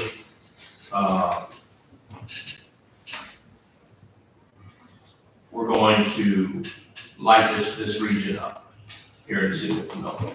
Now, I want everybody to remember that $5.1 million is literally sitting in the bank right now. So we have the money to start building. We just need to let our engineer know, what do you think in terms of what you want it to look like? So let me just go around the table and start with Mayor Pro Tem and get your thoughts. I'm a fan of option B. Option B, yes, sir. Councilman. For me, my biggest thing is to make sure this has everything inside. Outside, like option B and C. But what's on the inside is gonna be really critical for me. They all kind of very similar. It's just a placement of the locker room, that kind of stuff, kitchen. So they are very, very similar inside. And that's a great point, because part of what we're doing right now, and letting the engineer know, the engineer is gonna actually hire an estimator and say, okay, this is what they want, can we build that for 5.1? So right now, this thing is 2 stories, right? So the idea is, we want to keep it that way, but again, you gotta make sure that 5.1 million will cover that. And if it goes over a little bit more, it gives us an opportunity to decide if we want to begin with something. But Yeah, so, if you don't mind, we'll work with 2 Bs over here. Okay. We'll work with 2 Bs. Councilman Collins, what do you think? Hey, A. Okay.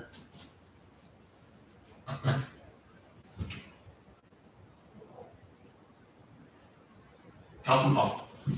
And traditional design, it blends into the other buildings over there. Anyone in particular? No one. Okay. All right. I'm gonna roll with B. So, the city manager, what we'll communicate to the engineer is, the start against investments on B. Yes, sir. Okay. Thank you, council. All right.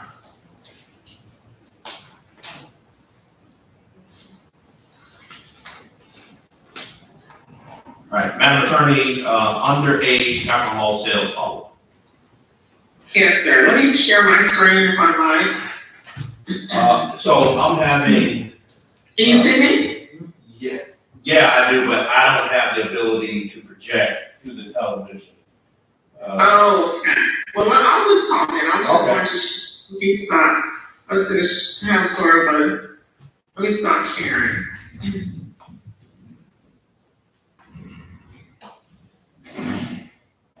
Okay, Mayor and Council, this is going to be an update from the August 24 meeting where you heard 2 cases alleging that unlawful sale of alcohol to minors in violation of state law, and in particularly OCGA Section 3-3-23.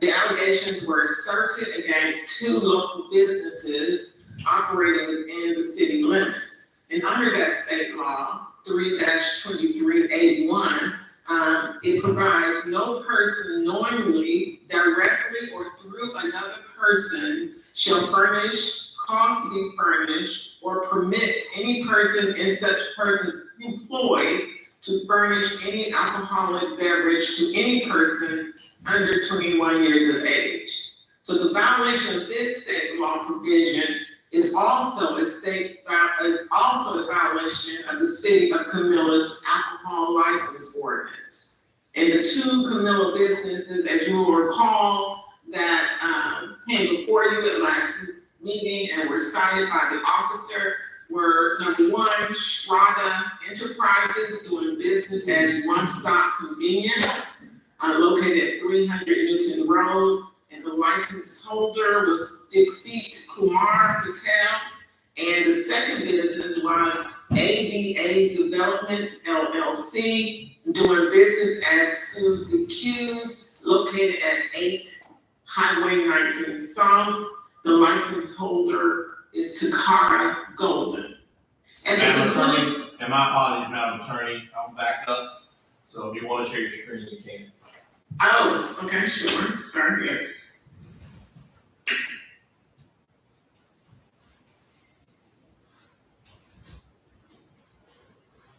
Can everyone see it? There you go. All right, let's see. So I won't repeat, but I was just going through. You see, here's the state law provision that I read to you all. And as I was stating, the 2 businesses that were before you that were cited, Strada Enterprises, doing business as One Stop Convenience, located at 300 Newton Road. The license holder, Dixit Kumar Patel. And secondly, the other business, Ava Development LLC, doing business as Suzy Q's, located at Highway 19 South.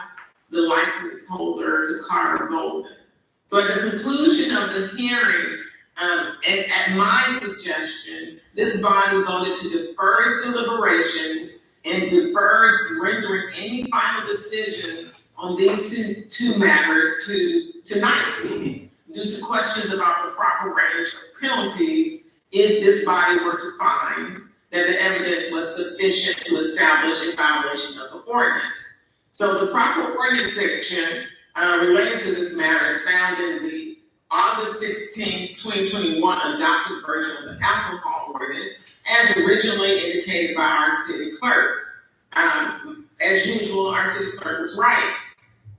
And so while mayor and council adopted a newer version of the alcohol ordinance on August 1st, 2024, the provisions relating to penalties in ordinance 9-2-12 remain unchanged.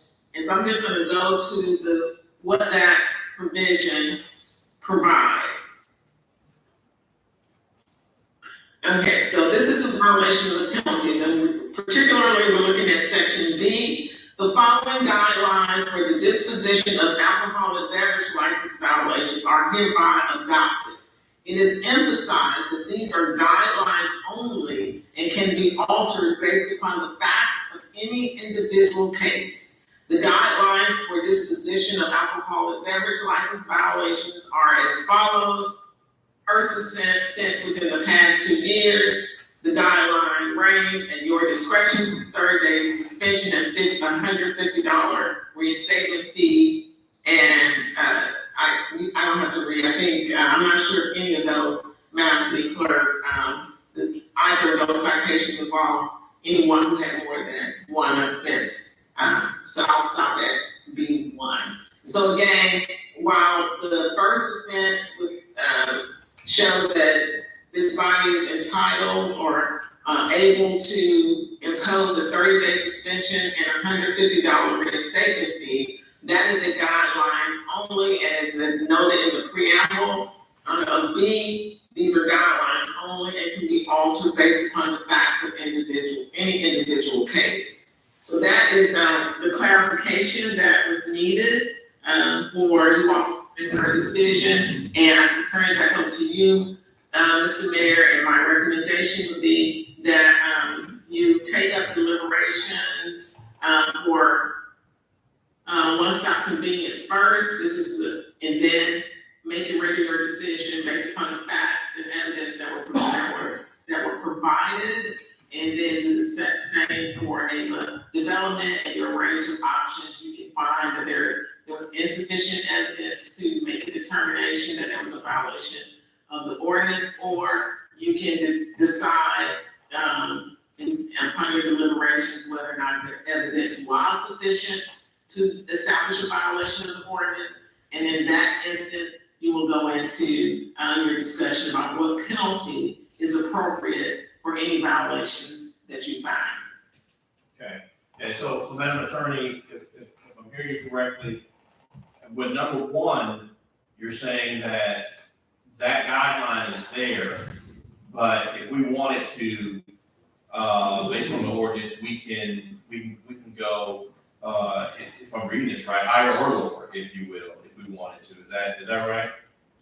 Well, I believe you can go low. Don't think the law, due process with law, you go higher than 30 days or $150. And you can go lower up to. I think this will be your ceiling. Gotcha. So council, here's what I would recommend, because obviously, I think if the gentleman, they've had their due process, but we have them here that night, but I'd like to give another opportunity to show up again, and also to give you a little time to kind of think about this a little bit more, now that we know which way we should go. But obviously, I will leave it up to you. We're gonna maybe the agenda tonight and get into this, or we can put it on for next Monday night. I yield the floor. What are your thoughts? I said, so, at least 3 council members, will move this for an action item next Monday. All right, thank you, council. All right, so, Madam Attorney, we're gonna go ahead and make that decision next Monday night. Okay, well, I will email you all the information that's shown on the screen just for your ease of reference. Okay, perfect, thank you. All right, number 4, CBG award. City of Camilla, congratulate yourself.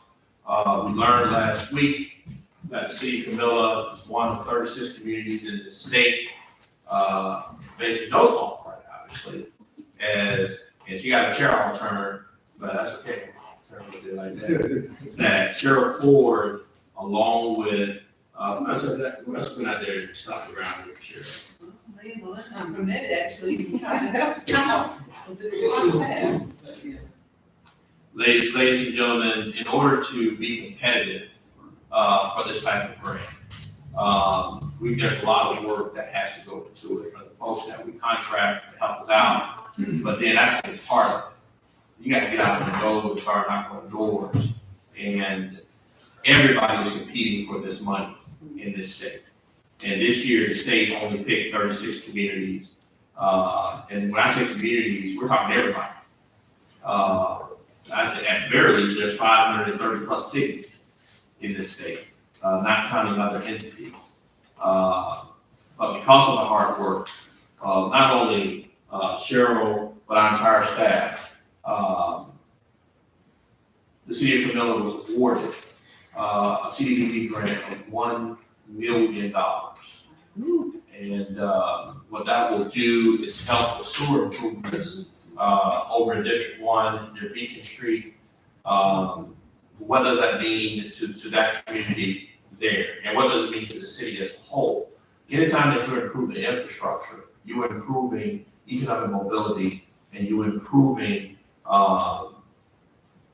what we look like on paper for potential businesses and other residents, if you will, that want to come to our city, because now we have the modern infrastructure to handle that type of increase.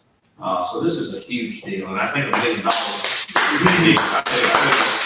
think is definitely in the deal. And I think $1 million was the max that you could receive this year.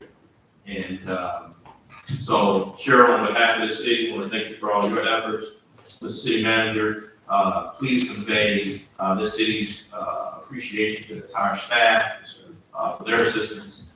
And so yeah, I'll be headed to Athens next month and go get this big old check, bring it back. You know what I mean? Endorse that thing so we can go ahead and get to work. So that's real good. And the last time we did work like this was even able to put in some sidewalks outside of that, if you will, since the street was already tore anyway. There was maybe some more stuff to do. But at the same time, we're also, and I'm sorry, I have to thank the council members from the district, because in order to know that Cheryl was coming, folks got to be ready to receive that. And that is good stuff. So congratulations not only to District 1 and the folks over on Beacon, but also our entire city. This is good news for all of us. All right. Any words on that, council? Definitely thanks, Ms. Ford and the team. It was definitely a team effort. This is something we apply for every year, correct? Or? Well, it cycles around, it just depends on where we're at, like, our engineer that was working on our other CDBG expedited, because we didn't have a certain percentage completed, then we wouldn't have been eligible. So there are external factors that determine whether or not we can apply. But it's open yearly? Yes, but we have a plan first application in right now. We should be finding out in the next couple of weeks. If we get plan first status as a community, we can apply for CDBG every single year. You with me? So so to answer your question, you could do it every year organically, but as a plan first community, you absolutely could. That kind of answers my question too. I was just gonna ask for feedback on, is there anything we would pass or approve to continue to increase our chances? Any lessons We're working learned? on that behind the scenes. I mean, there's some certifications and designations that we can get that will help us be more successful. Because it's point based, and the more points you have, the more successful you are. And I'm very concerned this go around, because I didn't think we were gonna have enough points, but we were lucky. So, yeah, we can definitely things that we're working on now to improve our chances.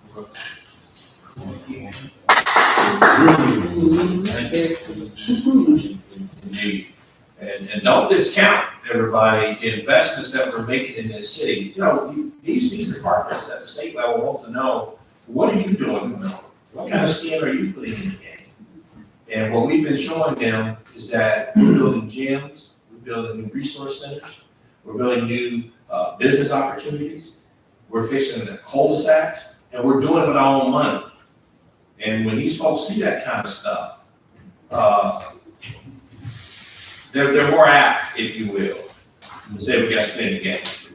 Mr. Mayor Pro Tem, everybody good? All right, thank you. Congratulations again. Number 5, downtown hotel study. Got off the phone, I was on the phone today with our contractor that is doing this study with us, there with the city manager. And it appears that the information that we had in phase 1 is holding in phase 2. And I suspect, ladies and gentlemen of this awesome city, that in a very short amount of time, we're going to be coming back to this room talking about what we need to do to bring a hotel downtown. The numbers are looking very promising, and based on the information shared with us today, this is becoming day by day a reality of having us a modern apartment. I'm sorry, those two. A modern hotel downtown for the first time in our history. So just wanted to give you an update on that. Got that information today. Electric vehicle chargers. I met with representatives from ECG last week, and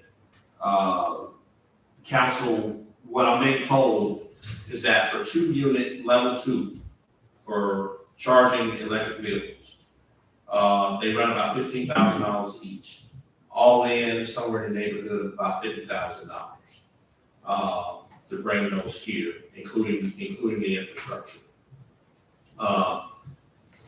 Once these EV stations are in, we automatically get loaded to all EV stations maps. Many folks know during this very busy corridor that there is EV stations in downtown Camilla. So stop by, do some shopping while your car is charging, or have a meal while your car is charging. We get this hotel, sleep overnight while your car is charging. The state of Georgia has indicated that we're the number 1 in business for how many years, right? 10, 11, 12. Part of that push is directly related to the manufacturing of electric vehicles and power, the batteries here in the state has been a main driver in that. Why we would not get ahead of that? If one of the reasons why we're number 1 in business in the country is directly related to the manufacturing of electric vehicles and batteries, why wouldn't we want to be part of that and pop up on those maps on those electric vehicles that are being manufactured here in the state? That cost, like I said, is going to be somewhere in the neighborhood of $50,000, definitely less than $100,000, based on the conversations. But council, this is something that we could have in the ground, ready to go, probably in a matter of months, if we were to move forward. So what I'm asking council, or at least 3 council members, that will be willing to move this as an action item, the next week, to be voted on. And I should have some pretty solid numbers by Monday as it relates to that, and we'll probably have a representative from this company to come and have a talk with us. Again, I had this conversation with ECG, who you're a member of, obviously, last week. The next step is just to start moving the ball. Before I ask, do we have these 3 council members? I'm going to yield and see if there's any questions related to this. You said what were the type of chargers? Their unit 2? Great question. So there are 3 types. Level 1, you can probably go from here to Paris and back, and your car still be charging with a level 1 charger. Level 2 is the average of what everybody, all municipalities and companies are ordering. They can get you up and running pretty good, kind of like a supercharger for your cell phone. That's how fast they are. Level 3, you plug the thing up and you're ready to go. 2 seconds later. But them 85,000 pieces. So, I recommend is level 2, which is basically the average. The ones up in Albany right now, you go over near Walmart or King Claw or whatever that seafood restaurant of, I think those are all level 2s. But the majority of the ones that are here in the state right now are level 2s. The good news is we can also use it as a economic development tool to bring people downtown, or there's a mechanism where we can actually charge folks for while they're charging. That's probably not the way that I would recommend. I've been using it as an economic development tool to get, if you're driving an electric vehicle, odds are you have disposable income to buy some stuff in downtown. Come on down to see us. So yeah, so there's 3 levels. The level 2 seems to be the average right now throughout the state. And I'm bringing this to you because we all was sent $1 million last month, and this is part of the presentation that NEAC gave to us. So this was the impetus of that, and I followed up with the ECG rep after that last week, and they actually came from Atlanta, and here we had a conversation related to that. Any other questions or comments? All right, council, these 3 council members move us to an action item for next week. Thank you. All right. Depot renovation, let's do that. Yes, Mr. Mayor and Council. As you know, that gym that we call the Depot is leased out almost every other weekend. So with your approval, I thought the need for some improvements down there. So we have fixed the roof leak. I have a contractor now that's looking at the ceiling to repair the damage from the roof leak. We have refinished the flooring in the main hall. We sanded it all down, restained it, got it looking so much better. We have redone the male and the female restrooms inside. And then we took the project to the outside and began to work on the skirting of the deck.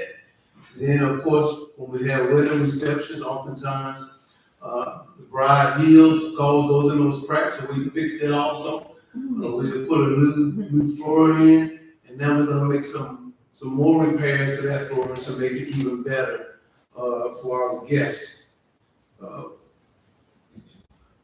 And then, of course, I'm also looking at that sound barrier wall that is going down the hallway. You probably have seen it, that brown carpeting. I'm looking at that now to see what we can do to make that even better. But those are the major projects that we've done thus far. Oh, to include the enclosures that you see on the deck, so that we can use that facility year round. All we gotta do is let those curtains down, put the heaters out there, and it can be used year round. Subject to your questions.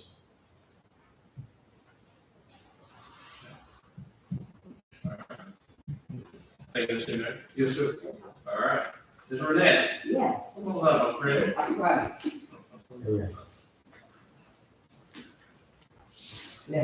Good afternoon, Renee, everybody. As you know, and for the public, is our election superintendent. And Ambassador to come and give us an update on the special election coming up this year. Yes, ma'am. You don't know. Yes, ma'am.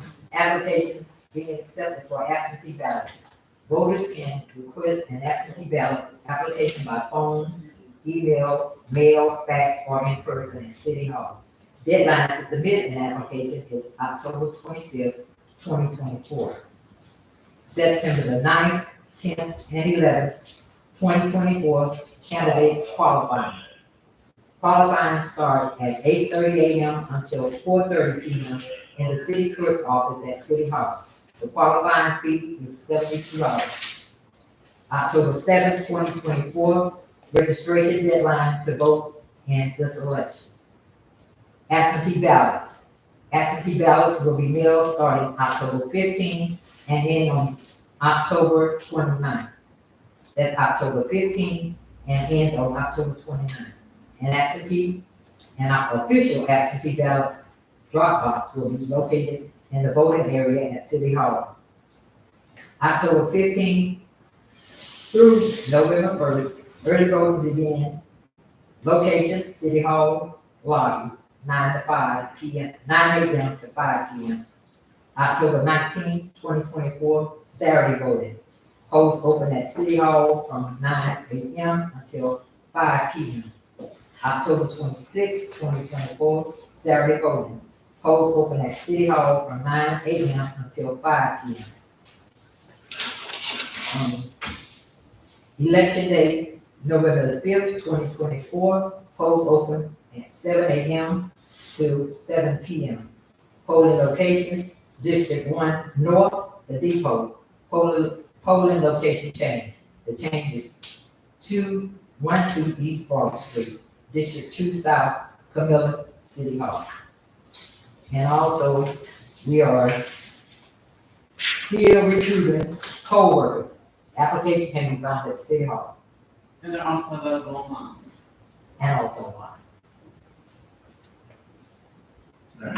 Any questions for election superintendent, Council? Do you mind repeating the early voting dates? It was 15 through November 1st. 1st. And then the deadline to request absentee ballot was the 25th of October. Are those dates and times on the website? They are. Madam Superintendent, is there and I know you didn't mention it here, but is it possible, if it's decided, I don't know what the deadline will be, to put that out there, but is Sunday voting a consideration, or could be? That city has not been paid. Okay.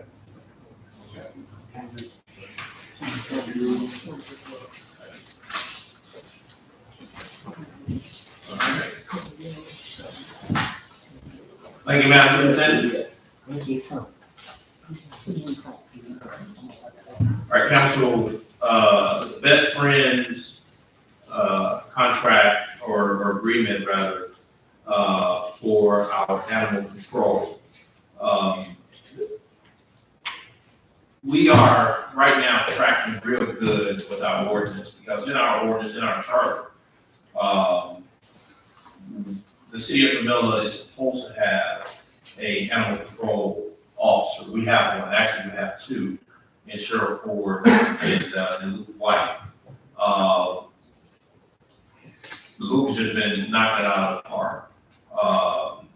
We have really taken care of, to a large degree, some of the situations we've been having with dogs specifically. Cats is a problem across the entire state, quite frankly.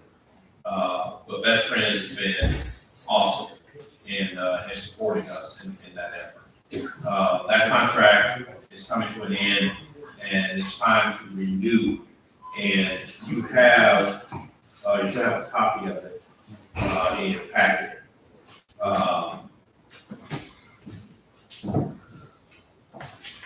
But I think we're spending what we've been spending, if you will, if not just a little bit less, going forward. And, we have a telephone number that's available 24 hours, 7 days a week. That has been working out great for us. And, we're rarely here in the city of Camilla, outside of the cats from time to time, and the occasional dog. We've been so efficient, we get calls now about stinks and raccoons. And I got one this morning about armadillos, because folks are calling and we're showing up. So that's great. Now, we do contract out the snakes and armadillos to other folks to have. But we actually go and talk to people and talk to them. Luke has been very good about that. And so it's just another thing that we given to this community to increase the interface between them and our city. And it's been great.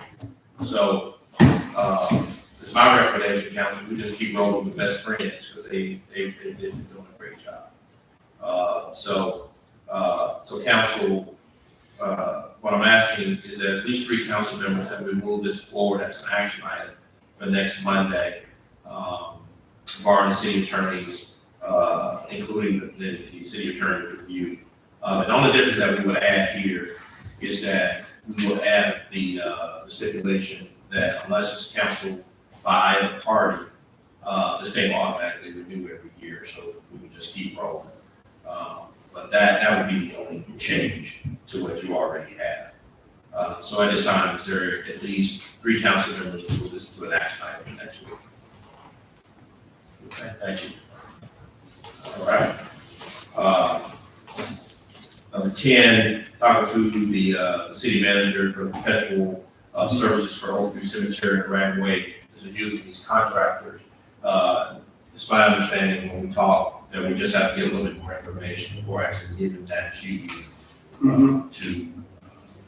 to consider. You concur with that consideration? I concur, Mr. Mayor. Let the contractor come back to you and talk to you a little bit more. All right. And item 11, workforce comprehensive plan. So if you're not aware, council, I was one of 60 mayors that was selected last month to attend the Georgia Municipal Association's first ever Mayor's Leadership Academy. So myself and 59 other mayors in this state were excited and appreciative of that selection. And it happened at Athens at UGA. And it was 3 days of a tremendous amount of information and fellowship, obviously, with 59 other awesome mayors in this state. And there'll be more of that at the Cities United in Atlanta in January to talk about the training that we went through. But part of that training that came up during that was workforce comprehensive plan. And it's a cousin to our succession planning, if you will, and to find out exactly where we want to go as it relates to our workforce for the city of Camilla. And we've already done some changes already. The city of Camilla is running probably leaner than that has ever been, especially over the last 15 years. And last I checked, the lights are still on, the roads are still being repaired. And stuff is happening in the town. And again, with those savings, if you will, that's not money we have to go to the citizens to ask for. But we need to start thinking about creating a comprehensive plan, just like we do for everything else, for future councils and future city managers to give us a guideline on how we're moving forward as a city and our municipal workforce. So there's really no action here today, council, but I just wanted to put it in the atmosphere for all of us to be thinking about in the future. So with that, council, the floor is open to the rest of council. Anything you guys want to add?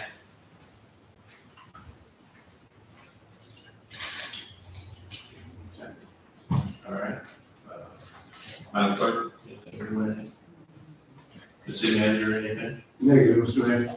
Okay. All right, council, at this time, is there a motion for us to go into executive session to discuss the personnel matter? Motion. Second. Motion properly second, any discussion? All right, all in favor? All right, all opposed? Motion carries. All right, for everybody at home, we're going to go into executive session to discuss a personnel matter, but we will be back to close out this meeting. So we just hit the pause button, if you will, but we'll be back. All right, so at this time, our council will head to executive session. Madam Attorney, I will call you once we get it in.